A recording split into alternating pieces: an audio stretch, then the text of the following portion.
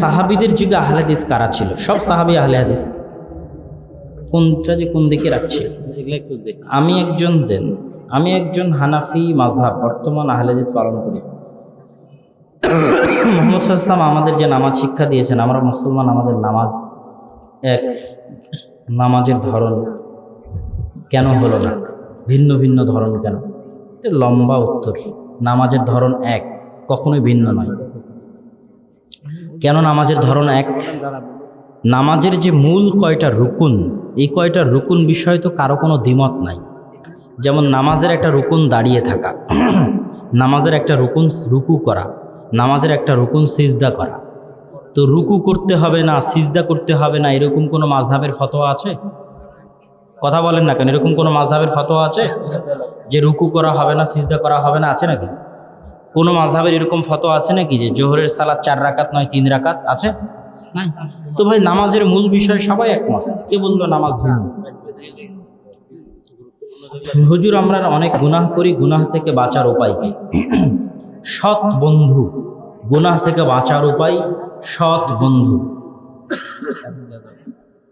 একটা দলের নাম বলেছি যে এই দলটা কি ঠিক? মুসলিম রাষ্ট্র তো কোরআনের নিয়মে পরিচালনা করা উচিত, তাহলে খলিফা দরকার। সেক্ষেত্রে এই দলের ভুল কি?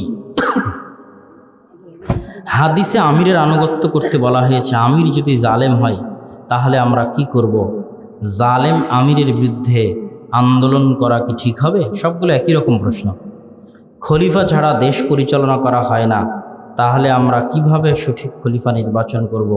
নবী করিম সাল্লাল্লাহু আলাইহি ওয়াসাল্লাম নেতা ছিলেন, খলিফা ছিলেন, তিনি খলিফা নির্ধারণ করে গেছেন। এই সবগুলো প্রশ্নের উত্তর হচ্ছে,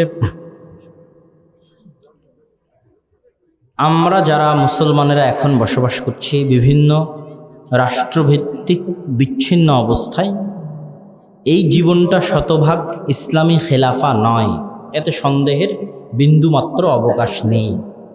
কিন্তু এই জীবনযাপন অবস্থায় চলমান কেন্দ্রীয় শাসনের বিরুদ্ধে অস্ত্র উত্তোলন বা বিদ্রোহ করা যাবে কিনা, এ বিষয়ে যেটা বাস্তব এবং সত্য কথা, সেটা হচ্ছে মুসলমানের জান মালের নিরাপত্তা আগে। আমন আমান ইসলামে সবার আগে, 1 নম্বরে জান মালের নিরাপত্তা সবার আগে। তো আমি যদি বিদ্রোহ করে ক্ষমতা দখল না করতে পারি এবং পুনরায় জান মালের নিরাপত্তা প্রতিষ্ঠা না করতে পারি, তাহলে আমার জন্য বিদ্রোহ করা হারাম। সিরিয়াতে মানুষ বিদ্রোহ করেছে, 10 বছর থেকে যুদ্ধ চলছে, ক্ষমতাও দখল করতে পারেনি, আর হাজার হাজার মানুষ মুসলমানের হাতে মুসলমান মারা যাচ্ছে।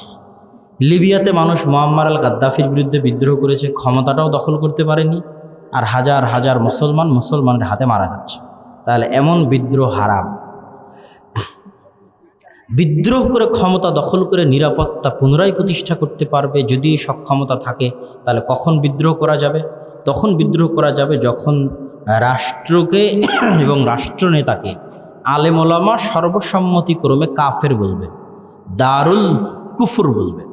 আলেম ওলামা যদি সর্বসম্মতিক্রমে রাষ্ট্রকে দারুল কুফর এবং রাষ্ট্রনেতাকে কাফের না বলে, তাহলে অস্ত্র উত্তোলন করা যাবে না, সংশোধনের জন্য চেষ্টা করতে থাকতে হবে। আর যে গুণাবলীগুলোর কথা বললাম, এই গুণাবলীগুলো নিজেদের মধ্যে আসতে থাকলে, এই গুণাবলীগুলো নিজেদের মধ্যে থাকলে রাষ্ট্র অটোমেটিক পরিবর্তন হয়ে যায়। কেমনে বলি? আপনার এমপি 5 বছরের জন্য এমপি হয়েছে, কিন্তু আজকে আপনার যে ছেলেটা পুলিশে জয়েন করলো, এ কি 5 বছর? কত বছর ভাই? রিটায়ার্ড করা পর্যন্ত। ওই পুলিশটা পুলিশ থাকবে কতদিন? কথা বলেন তো, কতদিন পর্যন্ত? রিটায়ার্ড করা পর্যন্ত। আজকে যে বিচারপতি বিচারক হিসেবে, জজ হিসেবে জয়েন করলো, ও কতদিন বিচারক থাকবে? রিটায়ার্ড করা পর্যন্ত। আজকে সচিবালয়ে যে বিসিএস ক্যাডার ঢুকলো, ও কতদিন সচিবালয়ে থাকবে? রিটায়ার করা পর্যন্ত। কে ক্ষমতায় আসলে এটা দেখে লাভ নেই।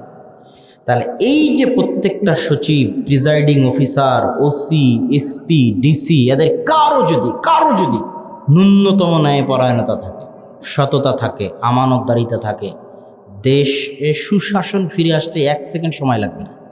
কিন্তু সবগুলো হচ্ছে বিক্রি হওয়া মিথ্যুক, ধোঁকাবাজ, মোনাফেক, দুর্নীতিবাজ। তাহলে কি করবেন আপনি? আবার যদি ক্ষমতা দখল করেন, দেখবেন এই আমলাতান্ত্রিক জটিলতার কারণে আপনি রাষ্ট্র চালাতে পারছেন না, পারবেন না। এই সচিবেরা, এই পুলিশেরা, এই জজেরা আপনাকে পাগল বানিয়ে দেবে, আপনাকে দুর্নীতি করতে বাধ্য করবে, আপনাকে 2 নম্বরই করতে বাধ্য করবে। তাহলে আপনাকে আগে মানুষ তৈরি করতে হবে। ইউরোপ আমেরিকায় গণতন্ত্র চলে কেন? যেমন আপনারাই আশ্চর্য হবেন যে বাংলাদেশ, পাকিস্তান আর ভারতে গণতন্ত্রের নামে কি মারামারি, কিন্তু একই গণতন্ত্র ইউরোপ আর আমেরিকায় চলতেছে, এরকম মারামারি হয় না কেন? কোনো কারণ নাই, একটাই কারণ, সেটা হচ্ছে ইংল্যান্ডের পুলিশ বাহিনী স্বাধীন, আর মাঞ্জা শক্ত, মাজা শক্ত, মাজাতে দুর্নীতি নাই, মিথ্যা নাই, তারপরে হচ্ছে কি নাই, মানে আমানতের খেয়ানত নাই। প্রধানমন্ত্রী যদি ভুল করে ওকে গ্রেফতার করে নেবে। আর্মি, বিচার বিভাগ স্বাধীন। এই প্রতিষ্ঠানগুলো যখন স্বাধীন হয় তখন ওই দেশটা পরিচালনা করা সুবিধা হয়। আর আমাদের এই দেশের একদম উপর লেভেল থেকে নিম্ন লেভেল পর্যন্ত সব দুর্নীতিতে ভরা।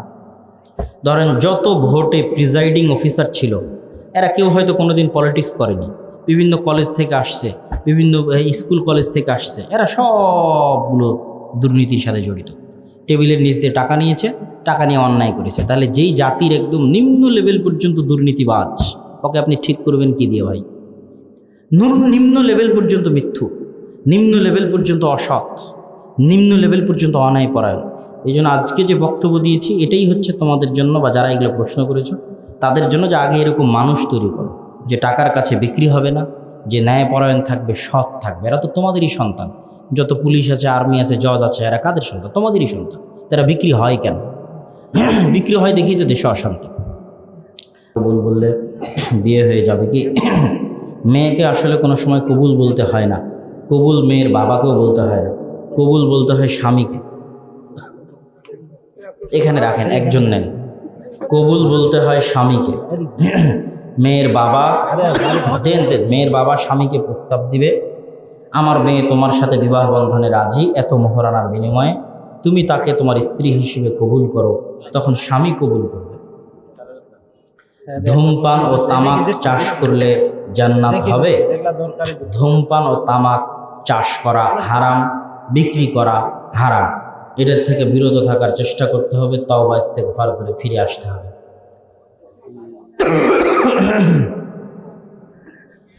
কবরস্থানের প্রাচীরের ভেতরে জানাজার নামাজ পড়া যাবে কি? যদি কেবলার দিকে কবর না পড়ে, মানে যেই দিকে কেবলা মুখ করে সালাত আদায় করবে ওই দিকে যদি কবর পড়ে তাহলে সালাত আদায় করা যাবে না। আর কেবলা করতে গিয়ে কবর হাতের ডানে অথবা বামে পড়তেছে আর সামনে ফাঁকা আছে, এমতো অবস্থায় কবরস্থানেও সালাত আদায় করা যাবে। নজর কি? একজন মানুষের নজরে আরেকজন মানুষের ক্ষতি হতে পারে কি? নজর সম্পর্কে কিছু জানতে চাই। নজর সত্য, বদ নজর সত্য। বদ নজর কেন সত্য? আমি রেগে গিয়ে আপনাকে ধমক দিলাম আর আপনি ভয় পেয়ে গেলেন, এটা সত্য না মিথ্যা বলেন? কথা মনে বুঝতে পারেননি? আমি এখনই যেমন শেখ আব্দুর রাজ্জাক, এই ছেলে, অনেকেই নড়ে চড়ে বসে, ভয় পেয়ে যায়, পায় না? তাহলে এই যে আপনার অন্তরটা যে আমার আওয়াজে ভয় পেয়ে গেল, ভাই আমি তো আপনাকে লাঠি দিয়েও মারিনি, আমি তো আপনাকে গুলিও করিনি, খেলে আমার আওয়াজে আপনি ভয় পেয়ে গেলেন। তাহলে আমার আওয়াজে যদি আপনি অদৃশ্যভাবে ভয় পান, তাহলে আমার চোখেও আপনার অন্তর ভয় পায়, আমার চোখেও অদৃশ্যভাবে আপনার অন্তর ভয় পায়, আপনি বুঝতেও পারবেন। আপনার অন্তর যদি আমার রাগে, আমার ধমকে ভয় পায়, তো আমার চোখেও ভয় পায়। এই জন্য বদনজর সত্য।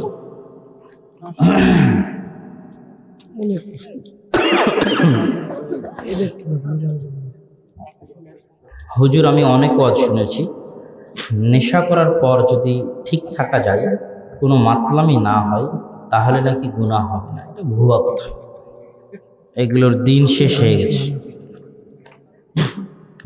নেশাদার দ্রব্য এক ঢোক পান করলেও, এক চুমুক পান করলেও 40 দিন ইবাদত কবুল হবে না এবং হারাম, গুনাহ হিসেবে বিবেচিত হবে। হুজুর, বয়স তো অনেক হলো, কিন্তু বিয়ের কথা বাসায় বলতে পারছি না। চরিত্র রক্ষার জন্য বিয়ে করতে চাচ্ছি, আপনি কিছু বললে খুব খুশি হতাম। বিয়ে করার জন্য আগে পুরুষ হতে হবে। পুরুষ হতে কি লাগে? পুরুষ হতে শারীরিক ক্ষমতা লাগে, টাকার দাপট লাগে, টাকা লাগে, এটা স্বাভাবিকভাবে। এবং এই টাকা উপার্জন করার যোগ্যতা থাকতে হবে। যোগ্যতা মানে খালি ডিগ্রি নয়। দুনিয়াতে আল্লাহ রিজিক গড়ে বেড়াচ্ছে, যে কেউ চেষ্টা করে রিজিক অর্জন করতে পারে, যে কেউ। কত যুবক আপনাদের আশেপাশে খালি মোবাইল দিয়ে আর কম্পিউটারে বসে থেকে বিদেশের টাকা নিয়ে নিচ্ছে, হারাম পন্থায় বলছি না, হালাল উপায়ে। যেমন পাইথন শিখতেছে, ঠিক আছে, তারপর হচ্ছে জাভা স্ক্রিপ্ট শিখতেছে, এগুলো হচ্ছে সফটওয়্যারের কাজ, কোডিং। মাদ্রাসা স্কুল সব বাদ দিয়ে মোবাইলে কোর্স করে শিখে গেছে, 3 মাস 6 মাসে এই ছেলেটাও পারবে পাইথন এবং জাভা স্ক্রিপ্ট শিখতে। এই ছেলেটা তুমিই পারবা। তো অত অযথা মানে অর্থনৈতিক দৈন্যতাদের দেখিয়ে লাভ নাই। একটা কম্পিউটার থাকলেও জাভা স্ক্রিপ্ট আর পাইথন শিখে জাস্ট কাজ করবে, বিদেশ থেকে টাকা নেবে। কী জন্য? বিদেশে এই ধরনের একজন সফটওয়্যার ইঞ্জিনিয়ারের বেতন অনেক বেশি, আর আমাদের দেশের মানুষ অল্প টাকায় কাজ করে দেয়, 6,000 8,000 10,000 টাকায় কাজ করে দেয়। তখন ওরা ইউরোপ আমেরিকায় যারা বসে আছে ওরা খুঁজে কোথায় বাংলাদেশ ইন্ডিয়ায় কে আমাদের কাজ করে দিবে, কে একটু আমাদের ডিজাইন করে দিবে, কে একটু আমাদের সফটওয়্যার বানিয়ে দিবে। রিজিক, আগে রিজিক এত প্রশস্ত ছিল না ভাই। একজন আমাকে বলতেছে যে আমি ঘুমিয়ে থাকলেও আমার রিজিক আসে। আজ থেকে 50 বছর আগে, 100 বছর আগে ঘুমিয়ে থাকলে রিজিক আসার কোনো উপায় ছিল না। এখন ঘুমিয়ে থাকলেও রিজিক আসে। কেন? অনলাইনে একটা ওয়েবসাইট করে পণ্য বিক্রির জন্য ছেড়ে দিয়েছে, যেমন রকমারি.com বই বিক্রি হয়, যেমন হচ্ছে আপনার ওই দারাজ, তারপর আর একটা কী যেন আছে যেটাতে মানুষ অর্ডার করে অনলাইনে, এই না আর একটা বড় যেটা অ্যামাজন। তো এই অ্যামাজনের মালিক ঘুমায় আর ওর টাকা ইনকাম হয়। ও ঘুমাচ্ছে, অ্যামাজনের মালিক ঘুমাচ্ছে আর ওর কোটি কোটি টাকা ইনকাম হচ্ছে। কি রিজিক আল্লাহ প্রশস্ত করে দিয়েছে মানুষের জন্য। তুমি ভাই কিছু শিখো, শিখে তোমার যখন টাকা বেশি হবে তোমার বাপই তোমাকে 10 বার করে সালাম দিবে। বিয়ে করা তো বহু দূরের কথা, তোমার বাপই তোমাকে 10 বার সালাম দেবে। আর এখন তুমি শিখবা না, টাকা ইনকাম করবা না, বিয়ের জন্য লাফালাফি করবা, হবে? আজকের মুসলমানেরা যে অধপতিত তার সবচেয়ে বড় নিদর্শন হচ্ছে আজকের ফিলিস্তিন। আজকের ফিলিস্তিনের সর্বশেষ খবর যদি আপনারা জানেন, আজকের ফিলিস্তিনের সর্বশেষ খবর যদি আপনারা শুনেন, তাহলে কোনো মুসলমানের পক্ষে রাত্রিতে শান্তিতে ঘুমানো, কোনো মুসলমানের পক্ষে আমোদ ফুর্তি করা সম্ভব নয়। তাদেরকে এই অবস্থায় দেখে এবং এই অবস্থায় রেখে সমগ্র গাজা থেকে মুসলমানদেরকে বিতাড়িত করে দিয়ে মিশরের সীমান্তবর্তী রাফাহ ক্রসিংয়ে অস্থায়ী তাঁবুতে 19 থেকে 20 লক্ষ গাজার অধিবাসী মুসলমানেরা গাদাগাদি করে একদম পশু প্রাণী যেভাবে বসবাস করে সেভাবে তাদের দিনাতিপাত করছে। এবং ইসরায়েল চেষ্টা করছে যে রাফা ক্রসিংয়ে আশ্রয় নেওয়া এই অঞ্চলগুলোতেও আক্রমণ করবে, যদিও এখনও করেনি এই অঞ্চলে, কিন্তু করবে, এটা তার চিন্তা ভাবনা। তো আজকের এই দৃশ্য আমি কোরআনের যে আয়াত পাঠ করেছি সেই দৃশ্যের সাথে মিলে যায়। কোরআনের আয়াতে আল্লাহ সুবহানাহু ওয়া তাআলা বলছেন, যেটা আমি শুরুতেই তেলাওয়াত করেছি, ওয়াইয নাজ্জায়নাকুম মিন আলি ফিরআউন ইয়াসুমুনাকুম সুআল আযাব ইযাববিহুনা আবনাআকুম ওয়া ইস্তাহইউনা নিসাআকুম। হে বানু ইসরাইলেরা, স্মরণ করো সেই দিনের কথা যেই দিন আমি তোমাদেরকে বাঁচিয়ে দিয়েছিলাম ফেরাউনের কবল থেকে। কোন ফেরাউনের কবল থেকে? ইয়াসুমুনাকুম সুআল আযাব, যেই ফেরাউন তোমাদেরকে ভয়ঙ্কর শাস্তি প্রদান করত। ইযাববিহুনা আবনাআকুম, কিভাবে শাস্তি দিত? তোমাদের পুরুষ সন্তানদেরকে তোমাদের চোখের সামনে জবাই করত, চোখের সামনে ছুরি দিয়ে তোমাদের পুরুষ সন্তানদের জবাই করা হতো। ওয়া ইস্তাহইউনা নিসাআকুম, আর যদি কন্যা সন্তান হয় তাহলে বাঁচিয়ে রাখা হতো। এই ছিল ফেরাউনের অত্যাচারের ছোট্ট নমুনা যা আল্লাহ কোরআনে উল্লেখ করেছেন। এরকম হাজারো লাখো বানু ইসরায়েলের সন্তানকে জীবিত ফেরাউন হত্যা করেছে, পুরুষ সন্তানকে তাদের বাপ মায়ের চোখের সামনে। তো সেই দিন ফেরাউন হত্যা করেছিল তাদের বাপ মায়ের চোখের সামনে। আর আজকের যুগের যারা ফেরাউন, তারা হত্যা করতেছে সারা পৃথিবীর কোটি কোটি মানুষের চোখের সামনে, 1-2 মানুষের চোখের সামনে নয়। বিবিসি, CNN, আল জাজিরার লাইভের সামনে, ফেসবুক, ইউটিউব, ইনস্টাগ্রামের বিভিন্ন ভিডিওর সামনে পৃথিবীর কোটি কোটি মানুষ দেখতেছে যে ওখানে হত্যা হচ্ছে, ওখানে নিরীহ মানুষকে বম মেরে হত্যা করা হচ্ছে। পৃথিবীর সকল দেশের সকল রাজা, বাদশাহ, প্রেসিডেন্ট, প্রাইম মিনিস্টার, প্রধানমন্ত্রী, রাষ্ট্রপতি সবাই দেখছে যে ওখানে হত্যা হচ্ছে। তো ফেরাউন হত্যা করত তাদের পরিবারের সামনে, বাপ মায়ের সামনে, আর আজকের যুগের ফেরাউন হত্যা করতেছে সারা পৃথিবীর সকল মানুষের চোখের সামনে। তাহলে ওই যুগের বানু ইসরাইলেরা ওই যুগের ফেরাউনের যেমন গোলাম ছিল, আজকের যুগের মুসলমানেরা আজকের যুগের ফেরাউনের তার চেয়ে বেশি গোলাম, তার চেয়ে বেশি বড় কৃতদাস। ওই যুগের বানু ইসরাইলদের ওই যুগের ফেরাউনের কাছে যতটুকু ভ্যালু ছিল, মূল্য ছিল, আজকের যুগের মুসলমানদের আজকের যুগের ফেরাউনদের কাছে অতটুকুও মূল্য নাই। যেটা আল্লাহ সুবহানাহু ওয়া তাআলা কোরআনে উল্লেখ করেছেন যে কীরকম গোলামির জীবন বানু ইসরাইলের ছিল, আল্লাহ উল্লেখ করেছেন যে তাদের চোখের সামনে তাদের ছেলেকে জবাই করা হবে, বাধা দিতে পারবে না, এই রকম গোলামি ছিল তাদের জীবনে। আর আমাদের জীবনে তার চেয়ে বড় এবং বেশি ভয়ঙ্কর গোলামি ঝুলছে আমাদের গলায়, যে সারা পৃথিবীর মানুষের সামনে হত্যা করছে কিন্তু কেউ বাধা দেওয়ার নাই। এতটা মূল্যহীন আমরা হয়ে গেছি এই পৃথিবীতে। তো এখানকার শিক্ষাটা কোথায় থেকে আমরা পাবো? আজকে আপনি এখানে বসে আছেন, মনে করছেন খুবই আরামে আছি, ওই দিন যে আপনার আসবে না এটার কোনো গ্যারেন্টি নাই। এই যে অল্প কয়েকদিন আগে, গতকাল না পরশুদিন, রাজধানী ঢাকার বেইলি রোডে যে জ্বলন্ত আগুনের মধ্যে নিঃশ্বাস বন্ধ হয়ে 45-46 থেকে 50 জন মানুষ যে মারা গেল, কেউ আগুনে পুড়ে, কেউ নিঃশ্বাস বন্ধ হয়ে, তো তারা সামান্য সময়ের জন্য হলেও ওই কষ্টটা আস্বাদন করতে পেরেছে, যেই কষ্টটা গাজার ফিলিস্তিনের মানুষ 24 ঘন্টা ভোগ করতেছে।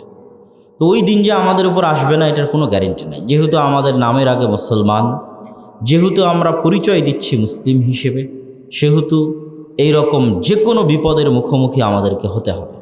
অতএব কেন আজ সমগ্র বিশ্বে মুসলমানেরা এরকম ভয়ঙ্কর দিন পার করছে তা জানা আমাদের অত্যন্ত জরুরি। প্রত্যেক মা এবং বোনের জরুরি, এবং প্রত্যেক দিনী ভাইয়ের জরুরি।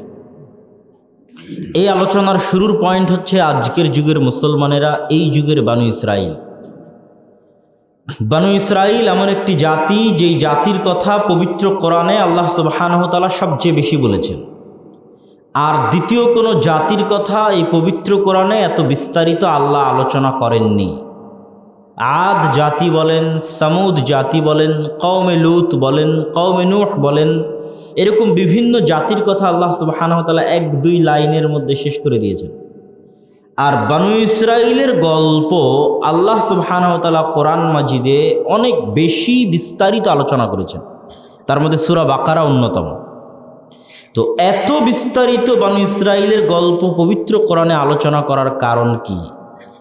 কারণ হচ্ছে রাসূল সাল্লাল্লাহু আলাইহি ওয়াসাল্লাম এক হাদিসে বলেছেন, সহিহ হাদিস, লাতাসলুকান্না, তোমরা অবশ্যই চলবে, আও লাতারকাবুন্না, তোমরা অবশ্যই আরোহণ করবে, প্রত্যেক ওই রাস্তায়, প্রত্যেক ওই গর্তে, প্রত্যেক যেই গর্তে বানু ইসরাইল গেছে, প্রত্যেক যেই রাস্তায় বানু ইসরাইল চলেছে।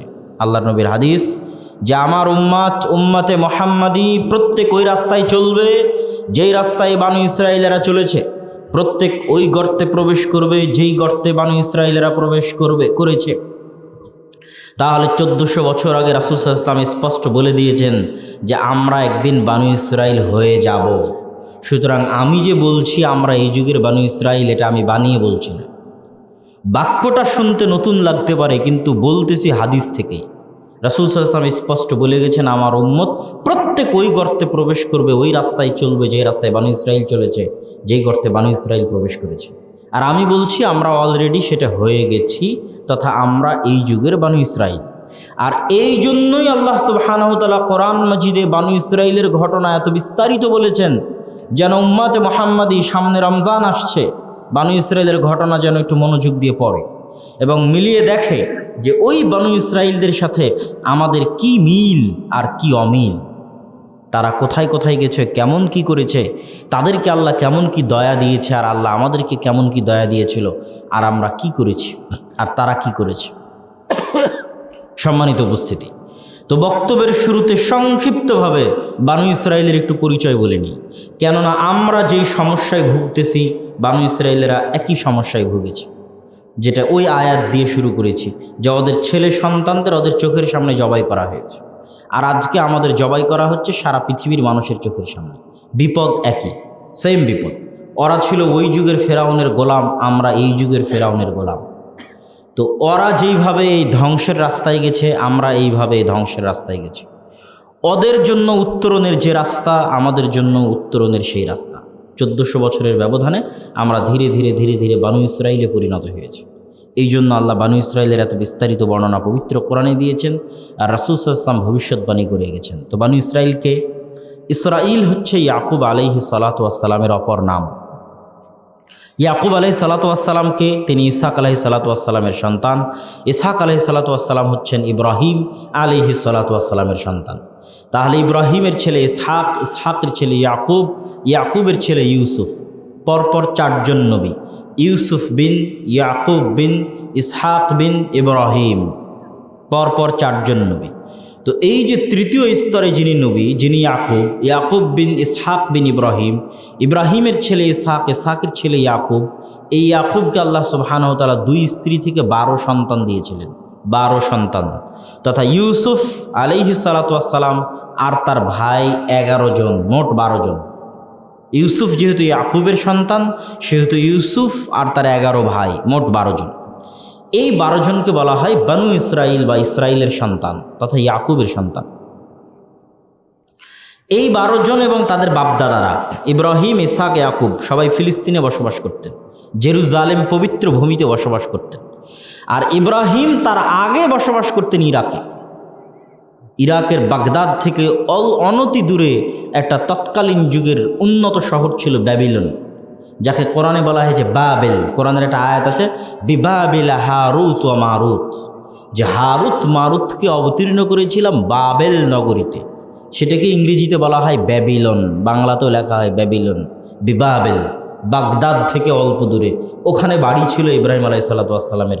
বাপ যখন বাড়ি থেকে বের করে দিয়েছে, তখন তিনি হিজরত করেছেন ইরাক থেকে জেরুজালেম। আমার নবী হিজরত করেছেন মক্কা থেকে মদিনা, আর ইব্রাহিম হিজরত করেছেন ইরাক থেকে জেরুজালেম, ফিলিস্তিন, শাম বা সিরিয়া। আজকের সিরিয়া সিরিয়া নয়।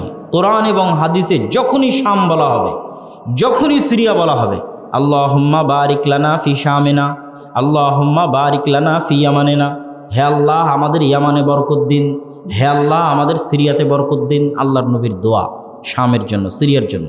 রাসূল সাল্লাল্লাহু আলাইহি ওয়াসাল্লাম বলেছেন, লা তাযালু তায়ফাতুম মিন উম্মতি যাহিরিন আলাল হক, আমার উম্মতের একটা দল কিয়ামত পর্যন্ত হকের উপর থাকবে। কোথায় পাবা তাদেরকে জানো?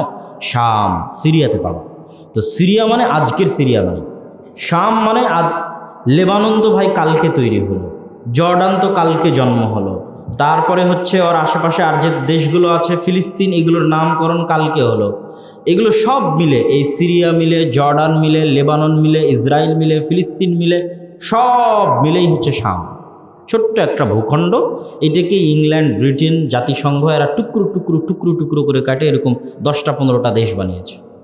কিন্তু যেমন পশ্চিমবঙ্গ আর বাংলাদেশ যেমন আলাদা করা সম্ভব নয়, পশ্চিমবঙ্গ আর বাংলাদেশ এই অঞ্চলটা যেমন পুরোটাই বাংলা, বা এই অঞ্চলের মানুষ যেমন বাংলায় কথা বলে, ঠিক এই পুরো শাম অঞ্চলটা আলাদা করা সম্ভব নয়। লেবানন নামেও আলাদা করা সম্ভব নয়, জর্ডান নামেও আলাদা করা সম্ভব নয়, সিরিয়া নামেও আলাদা করা সম্ভব নয়, ইসরায়েল এবং ফিলিস্তিন নামেও আলাদা করা সম্ভব নয়, পুরোটাই শাম। তো আল্লাহর নবী এই শামের জন্য দোয়া করেছেন। কেন? এই শাম হচ্ছে দারুল হিজরা। কার হিজরতের জায়গা? আদি পিতা ইব্রাহিমের হিজরতের জায়গা। মুহাম্মদ সাল্লাল্লাহু আলাইহি ওয়াসাল্লাম কার সন্তান? ইব্রাহিমের সন্তান। তো মুহাম্মদ সাল্লাল্লাহু আলাইহি ওয়াসাল্লাম কাকে নিয়ে গর্ব করতেন? ইব্রাহিমকে নিয়ে গর্ব করতেন। পৃথিবীতে মিল্লাতে ইব্রাহিমের দাবিদার 3টে ধর্মই মিল্লাতে ইব্রাহিমের দাবিদার। ইহুদিরাও মিল্লাতে ইব্রাহিমের দাবিদার, খ্রিস্টানেরাও মিল্লাতে ইব্রাহিমের দাবিদার, মুসলমানেরাও মিল্লাতে ইব্রাহিমের দাবিদার। যে এরা 3জনই দাবি করে যে আমরা ইব্রাহিমের অনুসারী। আপনি যান ইউরোপ এবং আমেরিকায়, কত মানুষের নাম পাবেন আব্রাহাম, আব্রাহাম লিঙ্কন। মূলত আব্রাহাম মানে ইব্রাহিম, এবং আব্রাহাম বলে ওই ইব্রাহিমকেই বোঝানো হচ্ছে যিনি নবী। মানে এটা সেকেন্ড কোনো ইব্রাহিম না। আব্রাহাম মিন্স ইব্রাহিম, ওই নবী যাকে আমি আপনি নবী বলছি। শত শত মানুষের নাম পাবেন ডেভিড। ডেভিড মানে দাউদ, যেই দাউদ নবীকে আমি বুঝাচ্ছি, ও ডেভিড মানে সেকেন্ড কোনো পার্সনকে বুঝাচ্ছে না, দ্বিতীয় কোনো মানুষকে বুঝাচ্ছে না, নবী দাউদ আলাইহিস সালাতু ওয়াস সালামকে বুঝাচ্ছে। কত মানুষের নাম পাবেন Joseph, Joseph Stalin, Saint Joseph school and college. Joseph মানে ইউসুফ, আমি ইউসুফ বলে যেই নবীকে বুঝাচ্ছি ও জোসেফ বলে ওই নবীকেই বুঝাচ্ছে, কোনো পার্থক্য নেই। ধারা বিবরণীতে, তাওরাত বাইবেলে ধারা বিবরণীতে ঘটনায় কিছু পার্থক্য থাকতে পারে, কোরআনের সাথে কিছু অমিল থাকতে পারে, কিন্তু মূল ঘটনা একই। নবী ইউসুফ আর তাদের দৃষ্টিতে জোসেফ ঘটনা একই। আমি ইসহাক বলে যা বুঝাচ্ছি ও আইজ্যাক বলে তাই বুঝাচ্ছে, আইজ্যাক নিউটন, পুরোটাই ওটাই ইসহাক। সে আইজ্যাক বলে আর দ্বিতীয় কোনো ব্যক্তিকে বোঝাচ্ছে না, নবী ইসহাককে বোঝাচ্ছে। আমি ইয়াকুব বলে যাকে বোঝাচ্ছি সে জ্যাকব বলে তাকেই বোঝাচ্ছে। জাস্ট উচ্চারণ এবং প্রোনাউন্সিয়েশনের পার্থক্য, কিন্তু এই তিনটে ধর্মই মিল্লাতে ইব্রাহিমের দাবিদার, ইব্রাহিমের অনুসারী হওয়ার দাবিদার। ইন্টারেস্টিং জিনিস হচ্ছে তারা কেন আমাদেরকে মানতে চায় না? আমাদেরকে মানতে চায় না এই কারণে তারা মনে করে ইব্রাহিমের সন্তান ইসহাক একমাত্র আল্লাহর দয়াপ্রাপ্ত, আর ইব্রাহিমের সেকেন্ড সন্তান ইসমাইল আল্লাহর দয়াপ্রাপ্ত নয়। কিন্তু তাদের প্রত্যেকটা বইয়ে ইসমাইলের নাম আছে, এবং ইসমাইল যে আরবে রেখে এসেছিল ইব্রাহিম আলাইহিস সালাম ইসমাইলকে, এবং তিনি যে আবুল আরব, আরবের পিতা, এটা বাইবেল তাওরাত সহ সব জায়গাতে স্বীকার করা আছে। কিন্তু ওই ইসমাইলেরই সন্তান মুহাম্মদ সাল্লাল্লাহু আলাইহি ওয়াসাল্লাম, তার ঘরে নবী আসবে, এইটা ইসহাক আলাইহিস সালামের পরবর্তী যারা বংশধরের দাবিদার, এইটা তারা মানতে বা বিশ্বাস করতে রাজি নয়। সমস্যা হচ্ছে এটা। না হলে এরকম অসংখ্য বিধান আছে, কমন অসংখ্য বিধান দেখাতে পারবো। ইহুদিরা 3 ওয়াক্ত সালাত আদায় করে, ওদের 1 ওয়াক্ত সালাতের নাম হচ্ছে মারিব, যেটা আমরা সন্ধ্যায় পড়ি, ওরাও ওটা সন্ধ্যায় পড়ে। ওদের হিব্রু ভাষাতেই নাম আছে মারিব, আর আমরা সেটার নাম উচ্চারণ করছি মাগরিব বিল গাইন, আর ওখানে গাইনটা নাই। ওরা 3 ওয়াক্ত সালাত একদম টাইম টু টাইম তাদের সিনাগগে গিয়ে আদায় করে, আমরা আদায় করি 5 ওয়াক্ত সালাত। ওরা হচ্ছে ইয়ম কিপ্পুর, ইয়ম কিপ্পুর হচ্ছে আশুরা। আমরা যে আশুরার সিয়াম পালন করি, ওই আশুরার দিনটা ওদের কাছে নাম হচ্ছে ইয়ম কিপ্পুর, যেটা নাজাতে মুসা আলাইহিস সালামকে আল্লাহ নাজাত দিয়েছিলেন ফেরাউনকে ডুবিয়ে, ওই দিনে ওরা সিয়াম পালন করে। এরকম কত অসংখ্য। আমাদের যেরকম হালাল বিধান আছে যে এই খাবার হালাল, এই খাবার হারাম, ওদের তেমন হালাল ফুডের নাম হচ্ছে কৌশার ফুড। ইহুদিদের হালাল খাবারের নাম হচ্ছে কৌশার ফুড, মানে হালাল খাবার, যেটা ওদের দিন এবং ধর্ম অনুযায়ী হালাল। এরকম অসংখ্য বিধানাবলিতে 3টা ধর্মের মধ্যে মিল আছে, এবং এই মিল থাকাটা অস্বাভাবিক কিছু নয়। কেননা মূল উৎপত্তি স্থল হচ্ছে আল্লাহ সুবহানাহু ওয়া তাআলার নিকট থেকেই, মানুষ পরবর্তীতে বিকৃত করে দিয়েছে। বলছিলাম হচ্ছে বানু ইসরাইল হচ্ছে ইয়াকুব আলাইহিস সালামের 12 সন্তান। আর কি বলছিলাম, ইব্রাহিম ইরাক থেকে শামে হিজরত করেছে, তো শামে চিরদিন বরকত থাকবে, কেন? এটা ইব্রাহিমের হিজরতের জায়গা। জেরুজালেমে চিরদিন বরকত থাকবে, কেন? এটা ইব্রাহিমের আশ্রয়স্থল। আল্লাহ সুবহানাহু ওয়া তাআলা কোরআন মাজিদে বলেছেন, সুবহানাল্লাযী আসরা বিআবদিহি লাইলাম মিনাল মাসজিদিল হারাম ইলাল মাসজিদিল আকসা আল্লাযী বারাকনা হাওলা। পবিত্রতা বর্ণনা করছি ওই সত্তার, যে আল্লাহ সুবহানাহু ওয়া তাআলা তার বান্দা মুহাম্মদকে মক্কা থেকে জেরুজালেমের মসজিদে আকসায় সফর করিয়েছেন। কোন মসজিদে আকসায়? আল্লাযী বারাকনা হাওলা, যেই মসজিদে আকসার চতুর্দিক আমি আল্লাহ বরকত দিয়ে ঘিরে দিয়েছি। বলেন আল্লাহু আকবার। এই কোরআনের 4 থেকে 5 জায়গায় স্বয়ং আল্লাহ পবিত্র কোরআনের মধ্যে জেরুজালেমকে বরকতময় বলেছেন। আল আরজুল মুকাদ্দাসা আল্লাতী কাতাবাল্লাহু লাকুম, পবিত্র ভূমি যা আল্লাহ তোমাদের জন্য লিখে রেখেছে। সুতরাং এটা অবহেলা করার কিছু না। তো এই জেরুজালেমে বসবাস করতেন ইব্রাহিম, ইসহাক, ইয়াকুব। কিন্তু ওই যে ইউসুফ আলাইহিস সালাম ছোটবেলায় কুয়ায় নিক্ষিপ্ত হয়ে ভাইদের ষড়যন্ত্রে মিশরের বাজারে বিক্রি হয়ে গেলেন। আজকে যেমন গাজা দিয়ে আমরা মিশরে ঢুকতেছি, ওই রাস্তা দিয়ে ওই যুগে মিশরে যাতায়াত করা হতো। ফিলিস্তিনের সাথে মিশরের যোগাযোগ ভৌগোলিকভাবে 5000 বছর আগে থেকে প্রমাণিত। ইউসুফ আলাইহিস সালাম ফিলিস্তিনের কুয়ায় পড়ে, জেরুজালেমের কুয়ায় পড়ে মিশরের বাজারে বিক্রি হয়ে গেছে। তারপরে যখন তিনি জেল খেটে, মানুষের বাড়িতে চাকর হিসেবে কাজ করে মিথ্যা অপবাদ মাথায় নিয়ে জেলে গিয়ে 7 বছর জেল খেটে যখন তিনি মন্ত্রী হলেন, তখন তিনি বাপ আর 11 ভাইকে মিশরে ডেকে পাঠালেন। এই প্রথম বানু ইসরাইল জেরুজালেম থেকে মিশর যাচ্ছে। ইয়াকুব আলাইহিস সালাম পিতা, তার 11 সন্তান এবং 11 সন্তানের স্ত্রী নাতিপুত্র মিলে 70 জনের পরিবার নিয়ে জেরুজালেম থেকে মিশরে প্রবেশ করলেন। মিশরে প্রবেশ করার পর ইউসুফের 11 ভাই এইভাবে মাথা নত করে ইউসুফের সামনে সিজদা করলেন। যখন ইউসুফের সামনে সিজদা করলেন তখন ইউসুফ আলাইহিস সালাম বাপকে বললেন, হাদা তাবিলুর উয়ায়া, হে আমার বাবা, এটাই ওই স্বপ্নের ব্যাখ্যা যে স্বপ্ন আমি ছোটবেলায় আপনাকে বলেছিলাম। ইন্নী রাআইতু আহাদা আশারা কাওকাবান, যে আমি স্বপ্নে দেখছি 11টা তারকা আমাকে সিজদা করছে। এই যে 11টা তারকা আমার 11 ভাই আজ মিশরে আমাকে সিজদা করতেছে, এটাই ওই স্বপ্নের ব্যাখ্যা। এই যে ইউসুফ আলাইহিস সালাম মন্ত্রী থাকা অবস্থায় জেরুজালেম থেকে বানু ইসরাইল ইয়াকুবের 11 সন্তান 70 জনের পরিবার মিশরে চলে আসলো। ইউসুফ আলাইহিস সালাম তো মারা গেলেন, মন্ত্রিত্ব হারিয়ে গেল, রাজত্ব হারিয়ে গেল, ফেরাউন ক্ষমতায় আসলো। তো আগের সরকারের যে জোট থাকে, পরের সরকার ওর ওপর খুব কঠোর শাস্তি চালায়। তো আগের সরকারের মন্ত্রীর দায়িত্ব পালন করেছে, সহযোগীর দায়িত্ব পালন করেছে ইউসুফ আর তার ভাইয়েরা। তো পরে যখন এদেরকে সরকার থেকে উল্টিয়ে দিয়ে ফেরাউন ক্ষমতায় এসেছে, তখন যাদের উপর জুলুম আর অত্যাচার চালিয়েছে তাদের মধ্যে বানু ইসরাইল পড়ে গেছে। আরও বেশি কেন পড়েছে?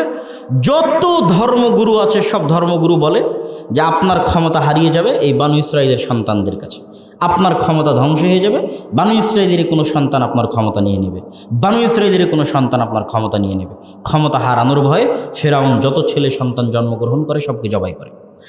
এই দীর্ঘ গোলামির জীবন চলেছে, ইতিহাস বলছে 300 থেকে 400 বছর।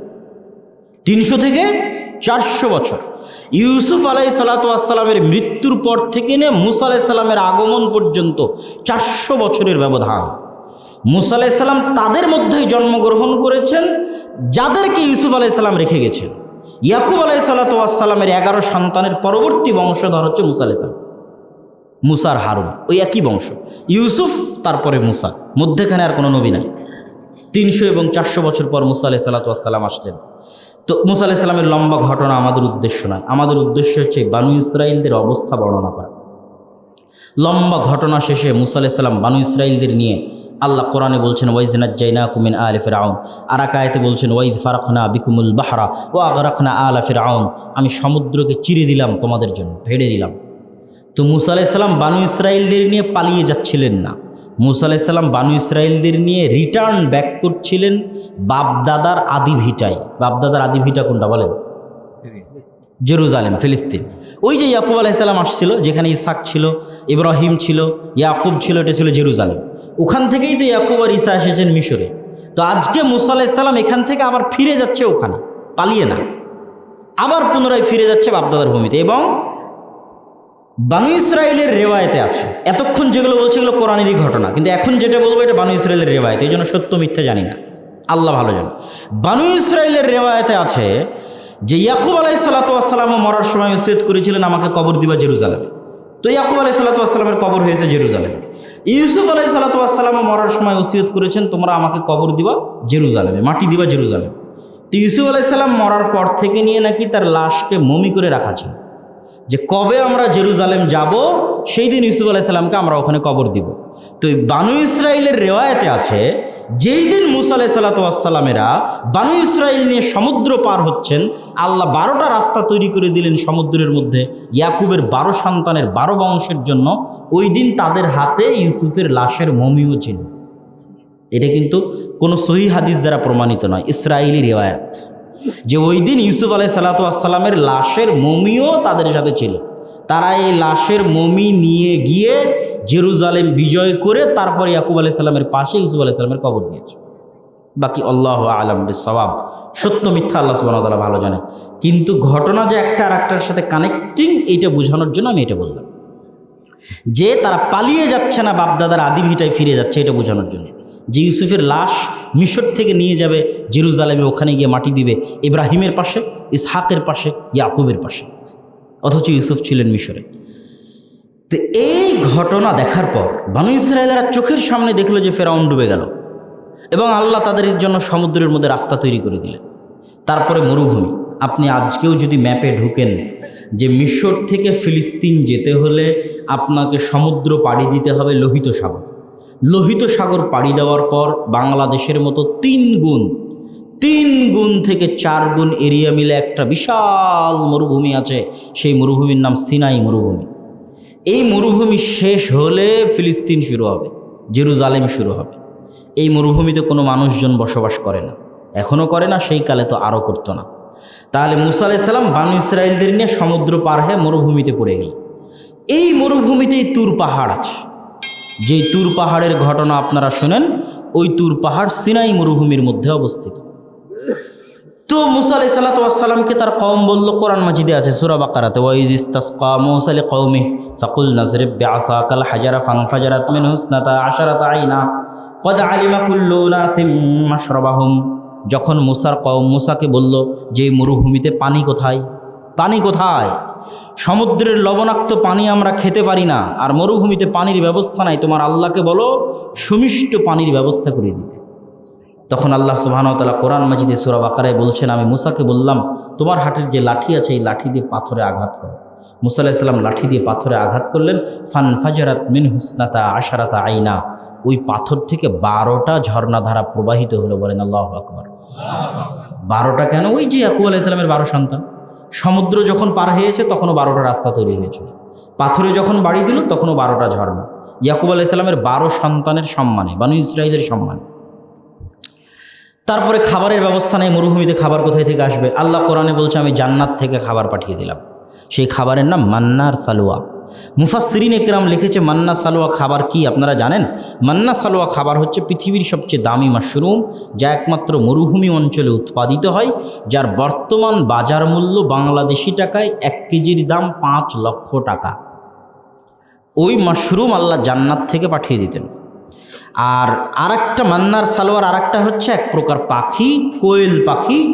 কোয়েল পাখি জাতীয় এক প্রকার পাখি সকালবেলা আসমান থেকে এসে গাছে বসে যেত। সেই পাখি তারা ধরে আল্লাহর নামে জবাই করে মাশরুম দিয়ে পাখির বস্তু ভক্ষণ করত। এই হলো মান্নার সালোয়া খাবার, যা জান্নাত থেকে আসতো। এটা আল্লাহ কোরআনে বলছেন যে আমি তাদেরকে এই খাবার দিয়েছি। তাহলে পরপর 3টে বড় নেয়ামত আল্লাহ বানু ইসরাইলকে দিলেন। এক, ফেরাউনের কবল থেকে বাঁচালেন 300 বছরের অত্যাচারের পর। ফেরাউনকে ডুবিয়ে দিলেন। মরুভূমিতে পাথরের মধ্যে ঝর্ণা প্রবাহিত করে দিলেন। মরুভূমিতে জান্নাত থেকে খাবার পাঠিয়ে দিলেন। এত বড় বড় নেয়ামত পাওয়ার পর এবার ওয়াইদ ওয়া'আদনা মূসা 40 লাইলা, সব কোরআন থেকে বলতেছি যে বানু ইসরাইলের এত লম্বা ঘটনা আর কোনো ঘটনা আল্লাহ কোরআনে বলেনি যত ঘটনা বানু ইসরাইলের বলেছে। যে আমি মূসাকে 40 দিনের জন্য তুর পাহাড়ে ডেকে পাঠালাম, আমার ইবাদত করো তুর পাহাড়ে এসে। মূসা আলাইহিস সালাতু ওয়াস সালাম তুর পাহাড়ে গিয়ে 40 দিন ইবাদত করলেন।